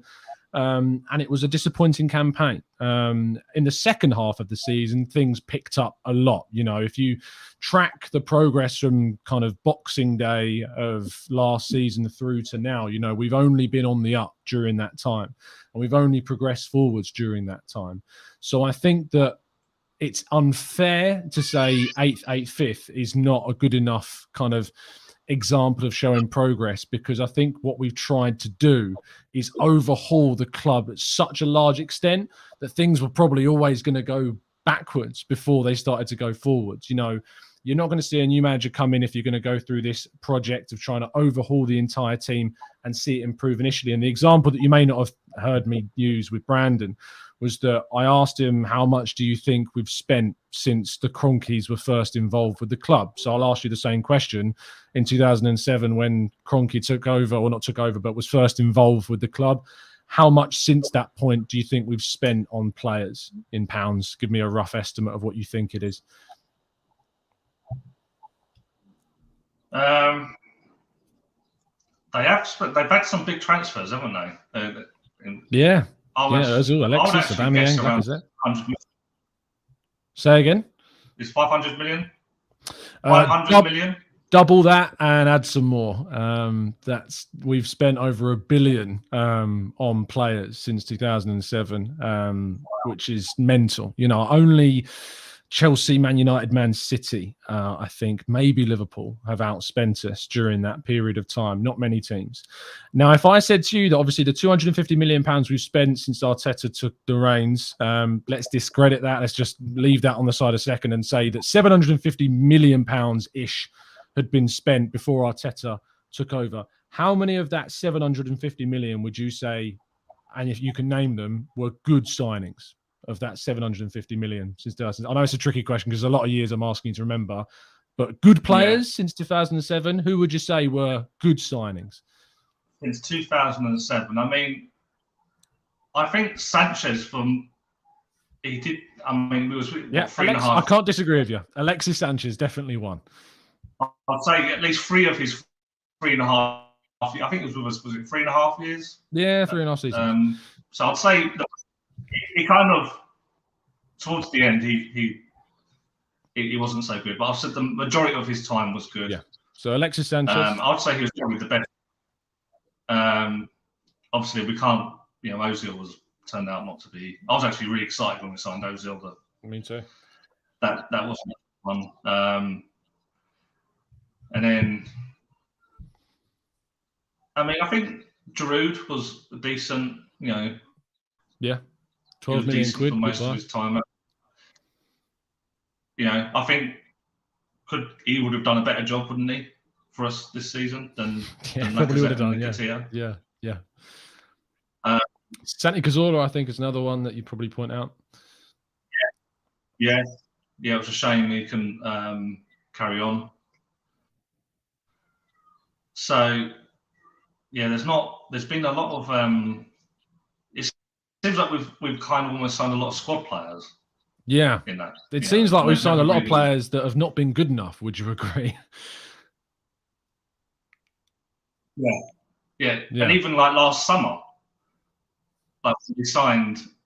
Now I think we needed to get a left back because of how Tierney is, and I think actually, I actually think we need to think about getting a first choice left back now, because we can't. I love Tierney, I love Partey as well, but I think we've got to be ruthless now and say, these guys will be great when they're fit, but we need to think about getting top players in.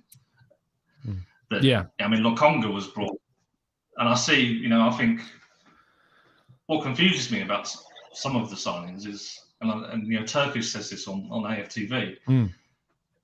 Look, why are we buying him? If he doesn't trust him to be, come in for the odd game or two. Well, he did at the start of the season. To be fair, he came in and had some really good games against Newcastle and Aston Villa and Watford and Leicester away from home, Newcastle at home. Had some good games. I think. Look, without getting too off on a tangent, look, the point that I was making was that of that 750 odd million, we've named a handful of good players that we'd say have been good. So you'd say, Alexis Sanchez, Ozil, maybe, Santi Cazorla, Giroud, Aubameyang, I'd argue, probably was, you'd look probably worth the money in general in terms of what he helped us to go towards as a player and the goals that he scored. Very good goal record. But as I say, I can count those players on one hand, from £750 million worth of what we've spent. And so this is the situation, is that Arteta's come in and spent £250 million on players. Now, I would say of that £250 million, we've made some good signings. I think Thomas Partey, yes, he's had his injuries, but I think Thomas Partey still has improved us in the midfield. Gabriel and Ben White, I think, have improved us at centre-back. We've kept more clean sheets this season than we have since 16-17. If we get a clean sheet against Everton, we would have kept more clean sheets than we have done since 2014-15. I think Aaron Ramsdale's been probably my player of the season this year, to be fair. And I think Tomiyasu's been great so far. So, I'd look at that 250 million and say that it's better player for pound than the 750 million we've spent prior to that. And that's not saying that these players are better than Alexis Sanchez or they're better than Aubameyang. I'm just talking in terms of value for money on the players we've spent that 250 million on, that we're going back in the right direction. Feel free to come back at me on this, but I just feel like that's evidence that, what Arteta's doing in the market and with the positions we're seeing, improve now and start to go on the up, and the fact that we're in a top 4 race this season, it shows to me we're moving in the right direction.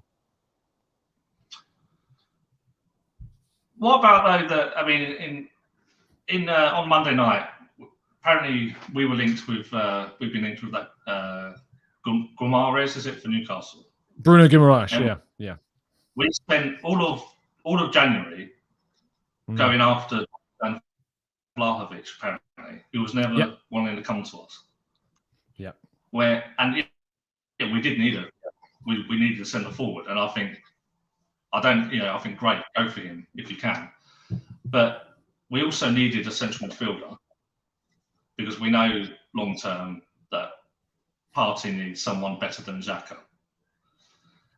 And it was another one, and this goes back, before Edu came here, and it's a problem that we've had at the club, I think, for a long time, where we let players, we don't go after them, we let them go to other clubs all the time, and he's another one, and I think he could be a top player for them, and perhaps I think there's certainly other central midfielders we can go for, but it's a shame that we missed out on him, because I think if he'd come in for us, you look how good he's been for them.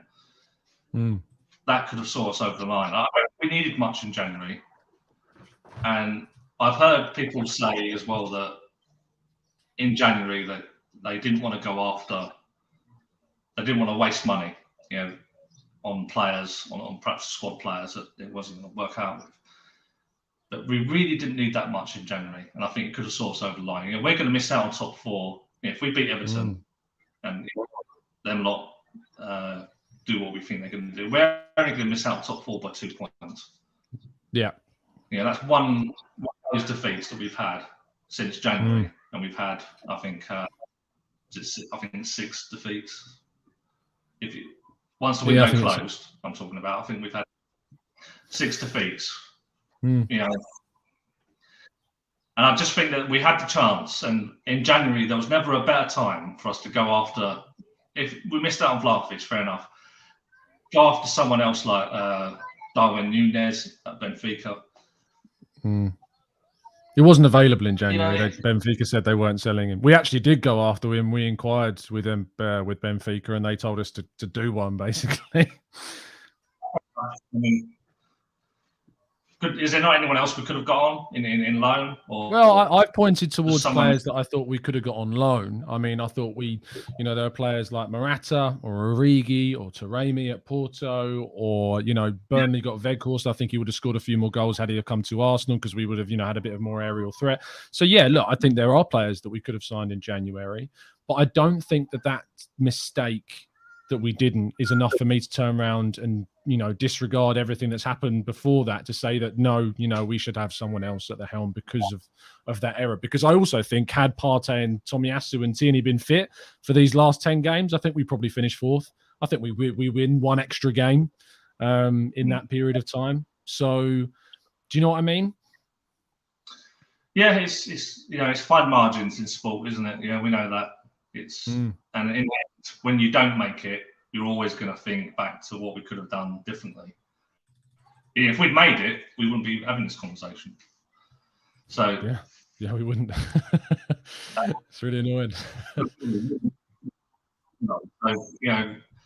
But because we didn't make it, I think it's fair to say to Arteta and Edu and to whoever else is involved, why didn't you do this? Why didn't you get someone in January? Yeah, I agree. I think that's fair. I think that's absolutely fair to ask them the question. But we don't get that. As just general fans, we don't get to ask those questions, do we? I don't know what the journalists do. I see. I follow Charles Arteta said, didn't he? They asked him after Newcastle. They said, "Do you think you did enough in January. I don't want to misquote him, so I feel like I want to get the quote up of what he said. But he said something like along the lines of, we did what we could, and we did what we were allowed to do. Let me try and find the question, but it's on their website somewhere. Yeah, he says, we have done what we can and with what we were allowed to do, what we could do, and the resources we had from the start of the season. The team that we were able to build is what we were able to build, and it's the team that has taken us all the way here. So from his perspective, from that answer, and tell me if you disagreed, Luke, from that answer, it sounds like he's saying that they couldn't do anything extra in January. Now, I find that odd because we went for Vlahovic. It's very well documented that we were, if we could have got Vlahovic, if he would have come to Arsenal, we would have got him. We would have accelerated the plans to sign a striker in the summer, and we were trying to accelerate them to bring them forward to January. We weren't able to do it because it was him. But, and the other options supposedly weren't available. But the Bruno Guimaraes thing, I will absolutely join your side on this, Luke, and say why we didn't sign him in midfield, because I think we're going to struggle to find a midfielder in the summer that's as good as him to come in. So why we didn't bring him in then, I don't know. But again, I don't think that's enough for me to say, no, let's get another coach in. Well, we know we're going to have him anyway, don't we? Yeah. So, yeah. What would you think next season then? Because I've heard a lot of people say next season he has to be top 4 to stay on.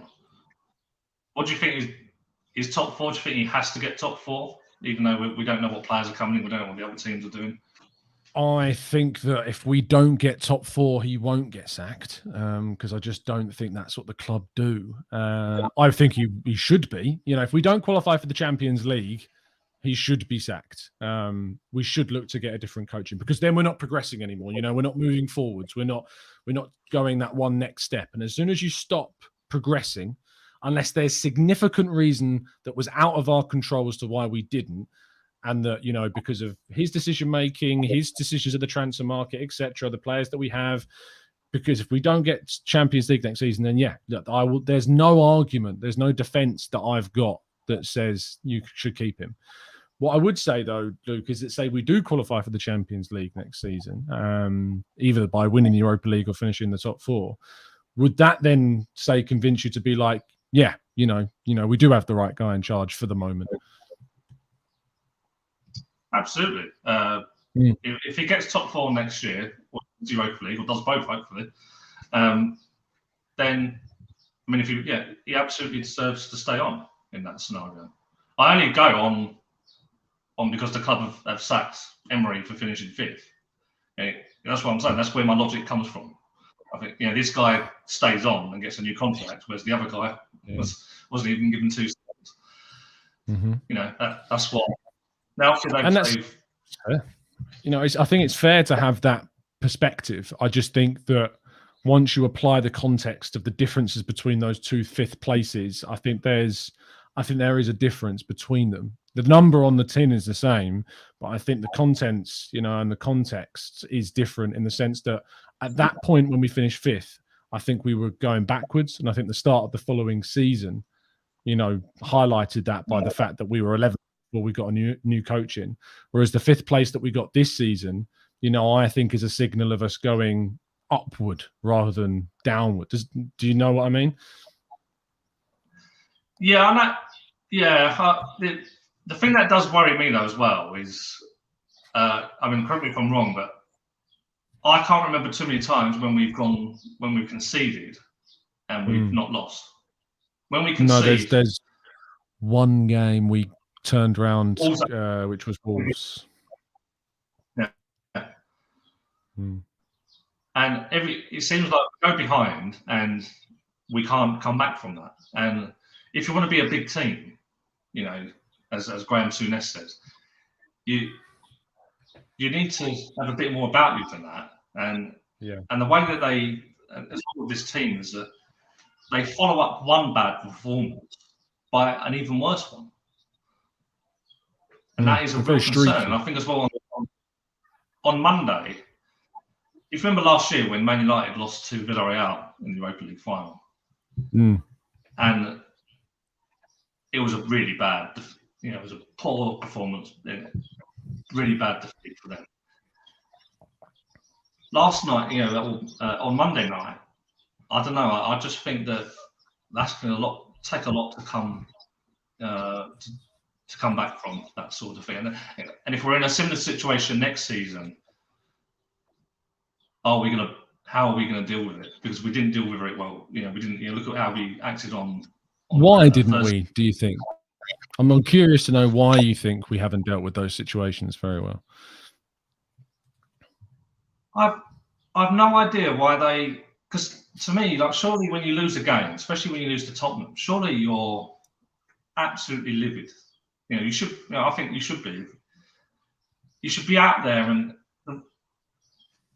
there should be a response to that. But there doesn't seem to be with this team. They don't seem to respond. They lose one game, then they lose another, and I don't know if it's is it a confidence thing? Or they just you get that in. I'm a big sports fan. I watch different sports. You tend to get that more in individual sports, where you lose one game and then you can quickly lose others. In a team sport, is there not anyone that can get them up, get them going? I mean, Odegaard's our captain at the minute. What's he been doing? He's. I just don't. There's other players in there. You've had, Xhaka came out with his comments and so on, but surely there's people in there that have got something about them. They've got to this level. They're professional footballers. All they've probably been the best kid in their school. The best kid in their in their group.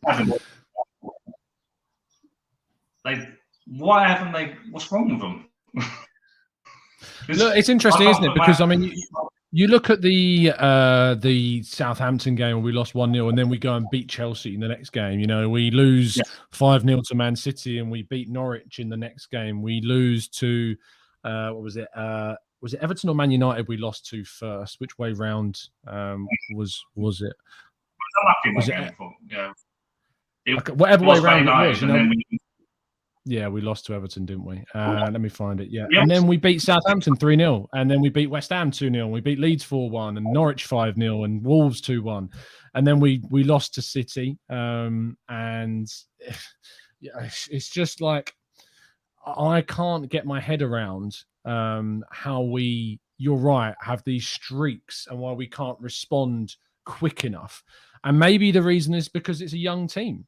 Maybe it's because, we've got this really young squad, and when their confidence gets hit, it takes quite a long time for them to respond. And maybe that's going to be addressed in the summer. If we go out and buy more 22-year-olds, then that problem will probably persist into next season. But if we go out and we sign some, say, mid-20s, I'd argue that, if there's a player on the market like Gundogan available, you should go and get someone like that to add that, top class and experience and that kind of brilliant talent into the team, despite the fact he's 32. I think he'd be a great addition for the team. So, and I think there's an argument that maybe we should look to sign a centre-back of real experience as well. Like, how Chelsea have benefited from signing Thiago Silva. You see someone like that moving and the impact that they've had. So I think that the reason why we don't bounce back is attributed to the young side that we have. And people will point to Arteta, well, you're the one that built our team that way. And they're right. He is the guy that built our team that way. But it's also a team that did get us, as you said earlier, Luke, possibly to within 2 points of the top four. And so perhaps by adding that experience and solving that problem of not being able to bounce back quick enough, next season we could get into the top four, and comfortably so, hopefully. Anyway, do you know what I mean? Yeah. Well, certainly. But we know in football we could go out and get 3 or 4 really good players, but if the other teams improve at a greater rate than what we do, we could still not get top 4. Yeah. So it's nothing is guaranteed in sports. I think people say, well, these young players will get better. Maybe they won't. Maybe this is all they can do. We don't know. hopefully they will get better. And players will come in. Sports there's no point trying to predict things 2-3 years down the line in sport. There's no point at all. Luke, thank you so much for coming on the show. I'm running out of time very quickly to bring on our next guest as well. I really appreciate your time coming onto the channel and having a chat, especially because, we don't share the same viewpoint. But I appreciate and I think you've raised some good points. So I really appreciate your time. Thank you. Cheers, Luke. I will speak to you soon, I'm sure. Have a good one. You too. Thanks. Bye. Massive thank you to Luke for coming on the channel. I think we're going to have time for one more guest to come on. Just replying to a message quickly. And then we'll be wrapping up very, very soon. In fact, let's introduce them now. It's Jay. How you doing, Jay? How you doing? Hello, Tom. I'm good. How are you? Very good, thank you. Very good. It's a nice shirt you've got on there. It's nearly as nice as the picture behind you as well. Thank you. How are you doing? You good? I'm doing good, Tom. I'm doing good. I think I've recovered a little bit from the Newcastle defeat. It was a tough one to take. It was a tough one to take, but I think I have learned a little bit from it because I think that our players didn't try their best, to be honest with you. And I think Ben White wasn't fit. Did he look fit to you? He didn't look fit to me. I don't think anyone looked fit, guys. He looked physically unfit, didn't he?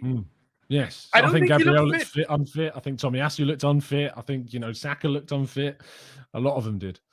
I think the whole defense looked unfit except Tavares. But Tavares fitted like Tierney unfit. So yeah. Right. Talk to me, Jay. You think Arteta should leave? Tell me why. So, Tom, I have two arguments. My first argument is that I think someone else with this same 250 million that you spoke about, I heard you with the last guest. I think with the same 250 million would have gotten in experienced players. Who? There would have been more, and they would have gotten more immediate results, if you know what I'm saying. Like you look at Antonio Conte, right? I understand he's got Harry Kane. I understand he's got Heung-min Son, right? But he comes in and immediately he sets his bases right, He sets his players. He gets them to play a certain way that he wants, right? And he says, right, you guys, you're doing this, and this is how you're doing it, and there's no two ways about it, There's who would you have signed? You said there a second ago you feel like someone else would have come in and spent the 250 million better. So who would you have brought in that was better than what we did? I think honestly, you might call me delusional, but I think Diego Simeone would have spent it very well. Who would he have brought in? Diego Simeone from Atletico Madrid. Yeah, but which players would he have brought in? Is what I mean. Sorry. Which players would he have brought? Players would he have brought in? I think he would have gone for experienced heads. I think he would have gone for a more experienced approach rather than a more youth-based approach. And I think he would have gone for players like, for example, Llorente, if from the midfield of Atletico Madrid. Marcus Llorente. Marcus Llorente, yes. From Atletico Madrid. He's a younger player, but he's very experienced. Okay, and I think he would have gone for. I think he would have gone for a lot of his own players, like from his own players from Atletico Madrid. But I also think he would have gone for like other players from other clubs with experience, like maybe someone like a Morata, for example. I don't think Morata would necessarily be a bad signing. I think he would have gone for players like, let's say, Alexandro at left back, who's from Juventus. I think honestly that he would have gone for like a Thiago Silva type of signing, but not Thiago Silva as it is, but maybe like a Benucci or someone like that. Just to come in terms of like, I would say what Unai Emery tried with Stefan Lichtsteiner. If you remember, Stefan Lichtsteiner came in. That was a failure. Unai Emery was even there. So exactly. So when whoever brought in Stefan Lichtsteiner and David Luiz as well, I feel was an experienced head who was signed in to like help the sport in terms of make them believe in themselves and someone who's been there, done that, seen it all before. Did you like Stefan Lichtsteiner?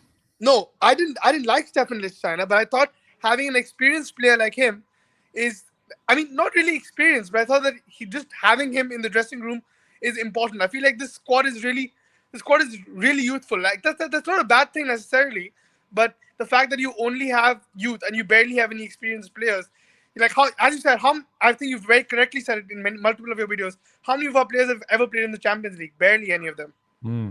Did you like Willian as a signing? Did you like when we signed Willian? So that's a funny question you asked me there, Tom, because I know you're putting me on the spot, and I do think that Willian was. I'll not put you on the spot. I'm trying to go off your answers to think of questions. No, so I do think Willian was a good signing.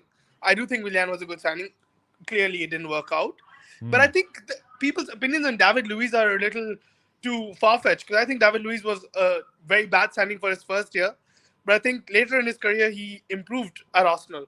So I think he wasn't as bad as he's portrayed to be. And I think Arsenal fans have this really bad habit of, name calling. Yes. And I think we do that with Xhaka, and we do that with a few players. Like, we do that with Xhaka. We've done that with Lacazette. I feel Lacazette doesn't score goals, but have you seen the amount of assists he gets? Have you seen his link-up play in the front? I think a lot of what he brings into the team was also experience, and I think that was also important. But then I did agree with him and replacing Nketiah, because obviously Lacazette wasn't working for a few games, so getting in Nketiah was not the wrong decision, clearly, because he scored goals.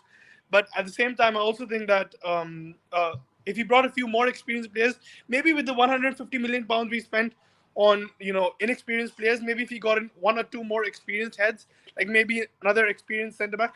And you know what, Tom? I'm really honestly disgusted with the decision of him selling Guendouzi for whatever, 10 or 12 million. I can't get over that. Honestly, Tom, I cannot get over that. Because even, as you said, he didn't have a good loan spell at Hoffenheim, but he wasn't bad. Was he? I don't think he was a 10 million player. I agree with you. Look, if you were saying what is he worth based upon his performances at Marseille this season, you'd probably go 25 million minimum is his valuation. I think that the issue with Guendouzi was that, Arteta had this policy of basically no nonsense, non-negotiables, and Guendouzi didn't follow it. And because he didn't follow it, and he was disrespectful and didn't follow protocol and had a bust up in I think it was the Middle Eastern break that in they the had. Dubai camp, yeah, in the Dubai camp, yeah. And of course the refusing to apologise after the Neil Mopay strangling incident. Yeah. Because of that, and because he didn't apologise for his actions, Arteta said no. I'm only going to have players in my team that respects the policies. Go on. I completely agree. Okay, fine. I'll put my hands up for that one. But then what about Aubameyang? What about players like Ozil? I don't think Ozil necessarily when Arteta took over the squad, I don't think Ozil. We could have done with a player like Ozil. We needed that creativity. We could have easily done with a player like Ozil. Not only Ozil or not only Aubameyang. I think he's had his fair share of fights with a lot of players, and I think that if you're an experienced manager, like let's say you're an Antonio Conte, right? And Antonio, and I'm not saying Arsenal should have gone and got Antonio Conte, but what I'm trying to say is that Arteta is a novice, and I think that his inexperience shows when he's dealing with experienced players. An experienced manager knows how to deal with experienced players. Today, okay, let's say you go and bring in a blockbuster signing, Neymar. You think you're not going to have bust-ups with him in the dressing room? Of course you are, right? Yeah. Because Neymar is a superstar signing. You go sign Neymar. Neymar's going to go out clubbing in the night. I don't think you can stop him. Can you? I think the difference is that Neymar's probably going to get you a ridiculous amount of goals and assists. Like you mentioned Ozil there. Do you know how many assists Ozil has for Fenerbahce? How many assists he has for Fenerbahce? I do know that he was horrible at Fenerbahce, but I do know that he scored a few goals in the beginning. Because he's got a few goals, to be fair to him. He's got 8 goals in 32 games, but he's got 3 assists in 32 games. But also he didn't play for a long time, right, Tom? Also, he didn't play for about 1.5 years properly, right? Do you know why he's not playing at the moment?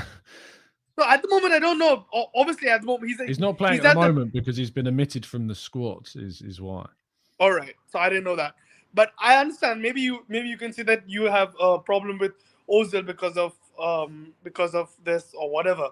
But I just think that he's had his fair share of bust-ups with a lot of players in the squad. It's not normal to be fighting with so many players in your squad. And if you remember the whole Ozil fight also involved other players, right? Where there was some kind of clan, if you remember. I don't know if... I don't know about it. I think it's... when you look at the players he fell out with, you go, the players that he didn't, care for or want to get on with was Guendouzi, Ozil, and Aubameyang, right? Yeah. And the thing about that was that Guendouzi, despite what we've seen from Marseille this season, we didn't see that. We haven't seen the Guendouzi we saw at Marseille this season for Arsenal. We may have done had he been in a better environment. The Ozil that we've seen since he's left, I don't think gets into this Arsenal team at all. And I don't think was getting into the Arsenal team. Yeah, I don't think. And Aubameyang scored 4 Premier League goals this season before he left. And I know he's gone on to score a lot of goals, at Barcelona. It's a very different situation for him, but he scored 4 goals. Eddie Nketiah's got the same amount of goals now that Aubameyang had before he left. So I don't think it's necessarily that's the reason to point to why we've not finished or why Arteta should be sacked, because those 3 players that we've moved on, I don't necessarily think they were doing it for us at the point that I think Arteta said it himself in an interview. I think he actually said, if you're scoring 25, 30 goals, fair enough. But he wasn't, he was scoring 4 goals. No, I agree with you, Tom, but I feel like the experience of Aubameyang, again, I keep saying experience because I feel like the squad doesn't have anyone who takes onus, who's like, right, I'm the man, We want Odegaard to be that man. But is he that man, who like in the Newcastle, who'll take the game by the scruff of the neck and be like, right, I'm the man, I'm going. It's my team, it's my Arsenal, I'm going for it. I'm going to take this game by the scruff of the neck, I'm going for it. And, gets the motivation of all the players. I don't think Aubameyang was a good captain, but I think Aubameyang led by example for sure. I mean, his goal record, as you've said multiple times, at Arsenal was ridiculous. We could have done with a player like him. We've not scored enough. We've not scored more, close to enough goals since he's left. I mean, I read a stat saying that Bukayo Saka scored 2 goals and 3 or 4 goals since 1st of January or something. Yeah, the amount of goals we've scored has not been good enough. And do you think that letting go of Aubameyang in January, if we didn't let go of Aubameyang and we tried at least Jay, sit down. Like you're causing our chat box are going mad because you're moving about everywhere. Sit. It's just man. Keep going though. But yeah, just sit. Yeah, no, that's fine. I'll do it all the time as well. Yeah, I was gonna set a virtual background, but I didn't know how to do that because I'm like I can't sit in one place. I it's good. It's fun. Be on the move. But yeah, no, but I just think that, honestly, Aubameyang, a player like him and his experience, he would have led by example. And even if he wouldn't, if you see, even on Aubameyang's bad days, he looks like he gives a shit. You know what I'm saying? And I could always see him with the fans. And, I've had the pleasure to see him at the stadium as well. And, I've always seen that, he's always trying his best. He always wants the best. He always wanted the best for the club. His intentions for Arsenal were always the best until the day he left, And I just think that we need players who love Arsenal and who love the club. And it's all good and gloomy saying that these young players love Arsenal, but it didn't look like they did against the game at Newcastle, did it? It didn't look like they took the game at the scruff of the neck. It didn't look like they wanted it. It looked like Newcastle was the team fighting for Champions League football. No, it looked like they were the ones who were missing out. I feel like, Tom, with the position we were at, if you see the league table when we were at 29 games. And you see the league table now. I mean, we call Spurs the bottlers. I feel like we've bottled it, man. Because we were like ahead of Man United and Tottenham with like 3 games or 4 games in hand, And we keep talking about the games in hand, but I think that's come back to bite us. And I think that the Tottenham game, all right, we didn't have a good game.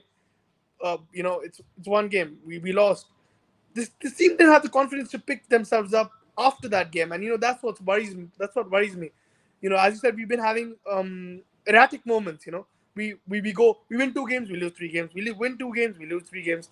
That's not how a club that's gunning for the Champions League should be in terms of form. So I just think that's that, and I think that Aubameyang, Ozil, Guendouzi, I don't know. I just think that the guy doesn't have enough experience, and I feel like a manager of Arsenal Football Club should be able to deal with personalities, because you can. It's all good and gloomy paying 50 million for Ben White, bringing him in and nurturing him into a 60, 70, 50, 100 million pound player. But the thing is that today, if you want to go and get an experienced world class centre back, let's say Kalidou Koulibaly, right, from Napoli. Yeah. Mm-hmm. Yeah. I think you could have gotten a Kalidou Koulibaly from Napoli for for 40, 50 million rather than Ben White, and he would have been an experienced defender. He would have been the guy who tells Gabriel when he's on a yellow card, listen, Gabby, calm down. You're on a yellow card, calm down, calm the flip down, and just take it easy. And like someone who's like a centre back partner. Like, I don't mind having one inexperienced centre back, but I feel like the other one should be experienced, or at least should have the experience to be vocal with his centre back partner. You could be having a bad day, as you said. Gabriel could have been having a rash and bad day, but even though he's having a bad and rash day, if his partner told him, listen, dude, like Rob Holding, right? Rob Holding got sent off against Tottenham, right? I think Rob Holding is an experienced player, and that's where my point, I feel like, is I'm contradicting my own point. But how experienced is Rob Holding? I mean, has he ever played in the Champions League? I don't know. Yeah, he has. He has? Yeah. Right. How many ever sure years ago? I think it was one of his first seasons. So it was a long time ago. Yeah, but not consistently. You know what I'm saying, right? Like, he doesn't have the experience. No, of course not. He doesn't have the experience, and okay, he's a backup, so I get that. But I feel like the money wasn't spent badly, but I think the money could have been spent differently, and could have been spent in a way where the results short term. It's all like Jay, you're saying this after we've bottled top four, and we could have gotten top four with this young side. But the point is that we bottled top four with this young side because of not having enough experience, right? Do you think that if Tierney, Tomiyasu, and Partey were fit in the last 10 games, we would have beaten one of Spurs, Brighton, Southampton, and there's one other, Newcastle. Do you think we would have won one of those games if Tierney, Tomiyasu? I think we might have. I think we might have won one of those games, but at the same time, I also think we might have lost against Chelsea or Man U or why? Because Tom, I just think that Arsenal's results under Arteta are so erratic, and so like one day we'll turn up and one day we won't.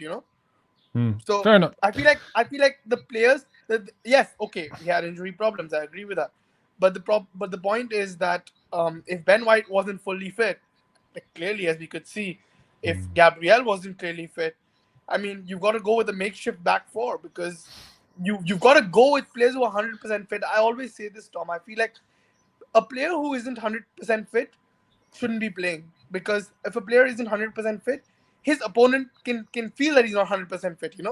Yeah, I hear what you're saying. He'll take him on more. Not only will he take him on more, I feel like he'll also try and take advantage of the fact that he's not fully fit.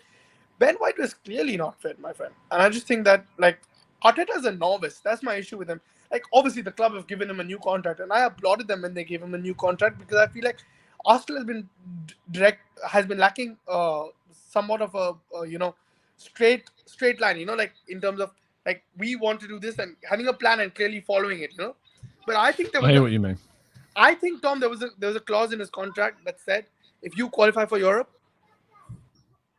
that tick comes in and your contract gets extended. That's what I think it was. I think it wasn't negotiation. I think this was all written down and in red and white ink. Right?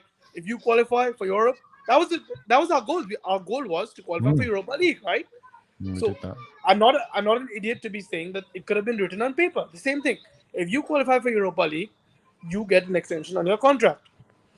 And I think that's why his contract was extended. And in a way, I think that's a good thing, because the club has a clear direction, and they know that if this is his goal, if he achieves it, then he gets a new contract. But I feel like we set our standards a little too low. At the end of the day, Tom, we're Arsenal Football Club, Yeah, I hear what you're saying. Global brand stature. Like you come to my country in India.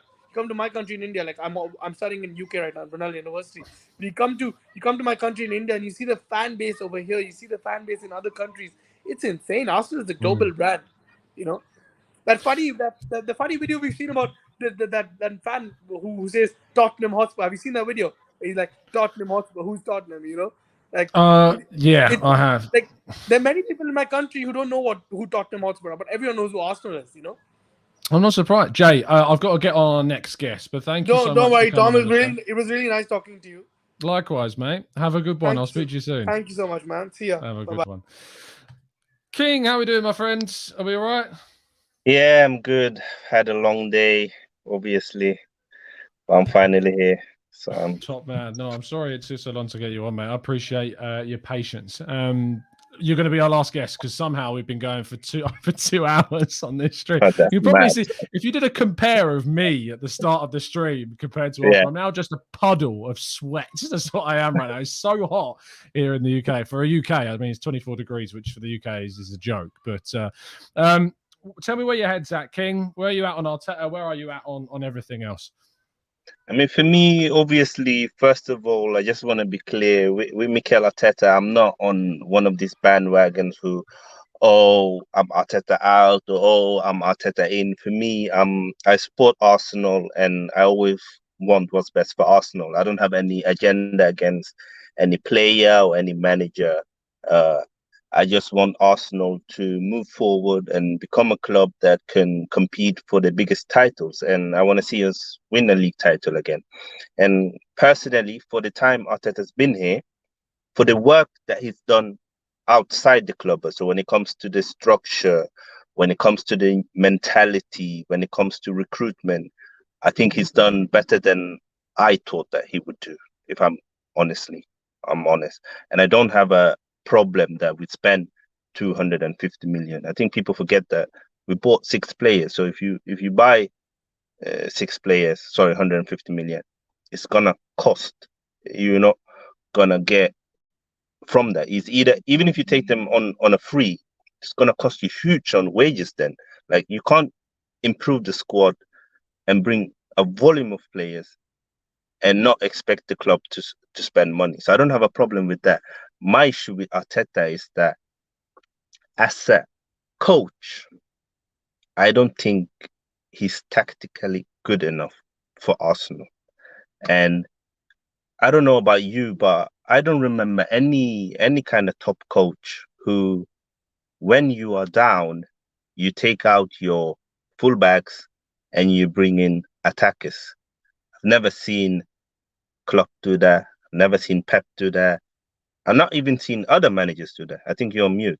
Yeah, so the Southampton game you're talking about, when he took off Cedric and Tavares, that was, I don't get it. I agree with you that this is a genuine criticism of Arteta that I can completely get on board with, because from that standpoint, like the putting Xhaka at left back against Brighton, taking off Cedric and Tavares against Southampton, both of those decisions cost us points. And that's where I can really get behind the idea of, a genuine criticism of Arteta, because it was just naive to do that. It was really naive to do that. But I wouldn't. But the thing is, King, is that I don't think that's. I don't think those things in isolation are enough for me to turn around and go, no, I want to get rid of him now because of those individual things. Like, if this was a case of that was happening, at a crux point of next season, after, say, we're stagnating and those mistakes are coming up again, then we can have a conversation. Right now, we're right to highlight it. Absolutely, and note it. But, next season is where I think if we're doing the same mistake again, that's when I'm going to have a problem. Yeah, because I feel like he's been here, 2.5 years now. And I still feel like if we concede first, we are 9 out of 10 times going to lose. And I feel like when he sets up the team right and the tactics work, wonderful. We often win the game. But if the team that we have set up is wrong, in-game management, I don't see Arteta, when we are struggling, where his strength is. I'm seeing him turn around games where we're struggling, where the opposition has found, like, for example, when we played against Palace and they were playing aggressive against us, they were counter against us, they were pressing us. He doesn't seem to find a way to solve it. And not every game, this is the Premier League, and every year teams are going to improve. They're going to buy better players. They're going to get in analysts, video analysts, more data on him. It's going to be harder, because if you say that you can only win when it works your way, then for me, that's an issue. And these are the things more that I look at. I don't look at, he just buy young players, or he's falling out with this player. Every manager falls out with players. I can give you a list of players that Guardiola's fallen out with, that clubs has fallen out with. Managers have a meaning mentality and they want to show their authority. They're gonna fall out with players who's not ready to do what they want them to do. It's part of football. So I'm not gonna criticize him for that. My issue is only on what I see on the pitch, what I see when we are struggling, the fact that when we start conceding, we concede a lot. When we lose a lot. These are the issues that, for me, it's like, yeah, he's improving a bit, but I haven't seen the level of improvement that's convinced me that next year Arteta is gonna outshine Conte or he's gonna outshine Tuchel, because he's gonna have to outshine one of the best managers to get us into the Champions League. And I know it's controversial to say that, oh, we should get rid of him now. But I think that we have a really good squad. And I feel like this is a squad that if you give it to, let's say, a Roberto Mancini, and you give him money and he can identify what is missing in terms of technical ability and mentality and experience, because I'm not the one who, oh, we just need experienced players. If you're not good enough, it doesn't matter how much experience you have. You're not going to improve the team. And we want to improve. And we want a coach who overachieve.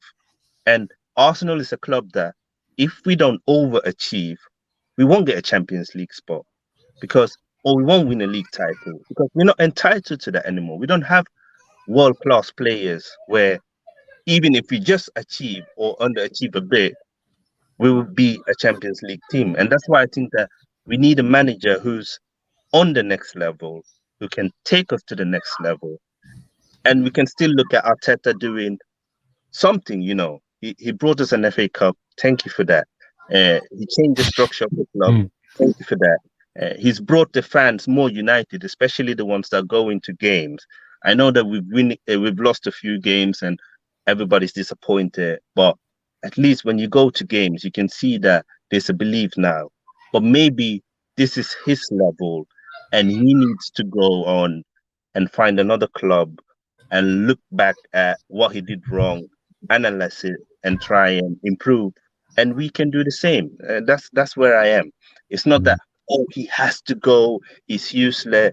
No, I'm not on that. For me, it's just what I've seen from him. I think we can get better. Look, King, I think you've raised, honestly, that's probably the best put, we've had it so far, I think, in regards to genuine criticism that I can turn around and go, you're right. These are worries. These are doubts that I have about Arteta. From my perspective, I've seen enough that means that I want to see what happens next season.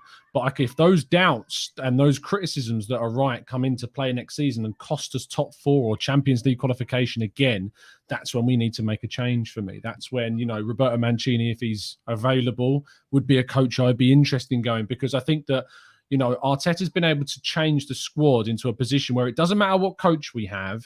A coach can take on this squad of players and take it forwards. I'm interested to see where Arteta takes it forwards in regards to next season. But if it isn't up, and by up, I mean Champions League qualification minimum, then we need to think about making a change, because then we're not going in the right direction. That's where I'm at. And I think that's where I think you're at as well. But I think maybe you'd be a little bit more open maybe to change if, say, someone like a Roberto Mancini was available. Is that fair? Yeah, I think that's fair to say. I think that if there's a manager who I feel like is better and done more and he's available and open to come to Arsenal, I wouldn't turn it down because of Arteta's done good stuff. But if it is that, oh, he's going and we are looking at a Per Mertesacker or we're looking at someone else who's young and inexperienced, then he might as well continue and we'll see what he does. But what does pains me a lot, Tom, is that I really wanted Arsenal to get Champions League, to see what will the owners do and what would Arteta do with that money and that possibility. What kind of players would he bring in and how would he handle Premier League with Champions League? But unfortunately, it doesn't look like we will see that. And well, it's interesting, King, because I actually think the Europa League is more demanding than the Champions League. The Champions League is tougher in regards to the opponents you face, but in terms of across a season, I think the Europa League is going to be more tough on our fixture scheduling, on how we deal with it. I also think it's going to be interesting to see how we approach the transfer market this summer, because we didn't get Champions League football. So, that we talk about, we want to get into Champions League and then we're kind of safe, we're cool, we're getting that money from there.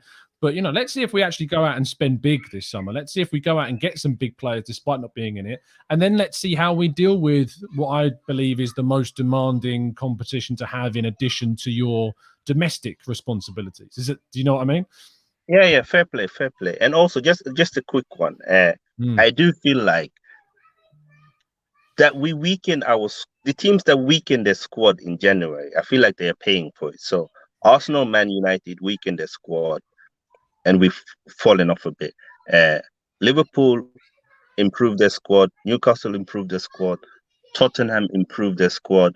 Everton improved their squad. And you can almost look at every team that improved their squad has benefited from it. Yeah. And for me, who takes the blame most? Is it the manager not demanding enough from the owners to get reinforcements? Because I don't think that any manager doesn't want reinforcement. Or is it Arteta who felt like, no, I'm just going to have a tin squad. Everybody's going to be on the same, kind of mentality, and we just go for it. And maybe was a bit naive, and nobody really questioned why are we not buying players. Who takes the blame for you most? It's a good question. It's a good question because I think that you go to Arteta and you go, why haven't you signed anyone? And he was asked that after Newcastle, and he says, we did what we were allowed to do. That was his answer. It was a strange answer because it was different to what we've heard. He said, we have done what we can and with what we were allowed to do. Which in that case, if that's true, then you start looking upwards and you start looking at the executive level. Why wasn't Arteta allowed to do more in January? Why didn't we go for, even just Artemelo on loan to strengthen the midfield, or, a Morata or an Origi or a Taremi to strengthen the attack? Why didn't we do that? So I think for me, it's not about pointing a finger at one person. I think there is a collective issue with the running of Arsenal Football Club that's not ever solved by just changing the coach. So, that's kind of where that's why I have such an issue when we focus so heavily on the managerial problem. It's because I think there's so many other factors that affect the issues that happen at Arsenal Football Club that ultimately, you can change the tires on a car, but if the car's broken, it's not going anywhere. So, yeah. Would you take Michael Edwards leaving Liverpool and replace Edu? I think I probably would. I think he's got a great eye for talent, and I think that if Edu is categorically responsible for the reasons why we didn't strengthen in January, then I think that is from a technical director standpoint, not from a manager standpoint, but from a director standpoint. If Edu's the reason why we didn't strengthen in January, then that is a sackable offence. I don't look at it from Arteta's perspective. I would look at it from the person who's making that decision. From that role in the club, that is what your focus is on, is on recruitment and sales. And if you've not recruited and it's cost us, then the finger does fall to you. But I don't know if it was him. That's the issue, is we don't know if it was him. Yeah. But Tom, thanks for having me on. I know you have a very long day, man. Oh, I'm wrapping this up. I don't blame you. And obviously, thanks for everyone that tuned in, and listened. And it was nice to see other faces on the stream that we don't usually see, It's a great channel. Thanks, to the channel. Join the Discord. You will find the best people in there. Honestly, guys, it's a wonderful channel. Thanks, King. That's really kind of you. Tell people where they can, if you want to, of course. I don't know if you want to find you and any other channels you're involved in, of course, as well. Yeah, if I'm not here, you might find me on a charity channel called SVTLE TV. That's it, guys. Lovely stuff. Thank you, King. Really appreciate your time. I'll speak to you soon, I'm sure. Cheers, Tom. Bye. Have a good one, mate. See you later. Massive thank you to King, and a massive thank you to all of my guests for today's call-in show. We've been going for 2 hours. And 20 minutes. Oh my days, this is a joke. How have I done it for this long? I am dying. I've run out of water. I ran out of water about 40 minutes ago. Oh, that's weird. And so I'm going to go off now. I hope you can forgive me to go off. But I'm going to go. Please do drop a like on the video. Thank you to everyone that's watched and tuned in. If you've watched the whole 2 hours and 20 minutes, fair play to you. That's some commitment. So yeah, I'll be back tomorrow morning for the 8 a.m. show, of course. And best of luck to Rangers tonight. Just want to put that out there. And a massive congratulations to Nottingham Forest as well yesterday. Really happy to see them get to the playoff final. But big up to Rangers tonight. Really hope they can bring home a Europa League title. That would be amazing for their supporters. It would be what an achievement that would be. So going to look forward to enjoying that a little bit later on this evening. Thank you to everybody in the chat box. Really appreciate the kind comments. Tom does indeed need a shower, Craig. Tom does indeed need a shower. That is going to be happening shortly. So I will catch you in the morning. Have a good day. Enjoy your evening. And as always, and most importantly, up the Arsenal.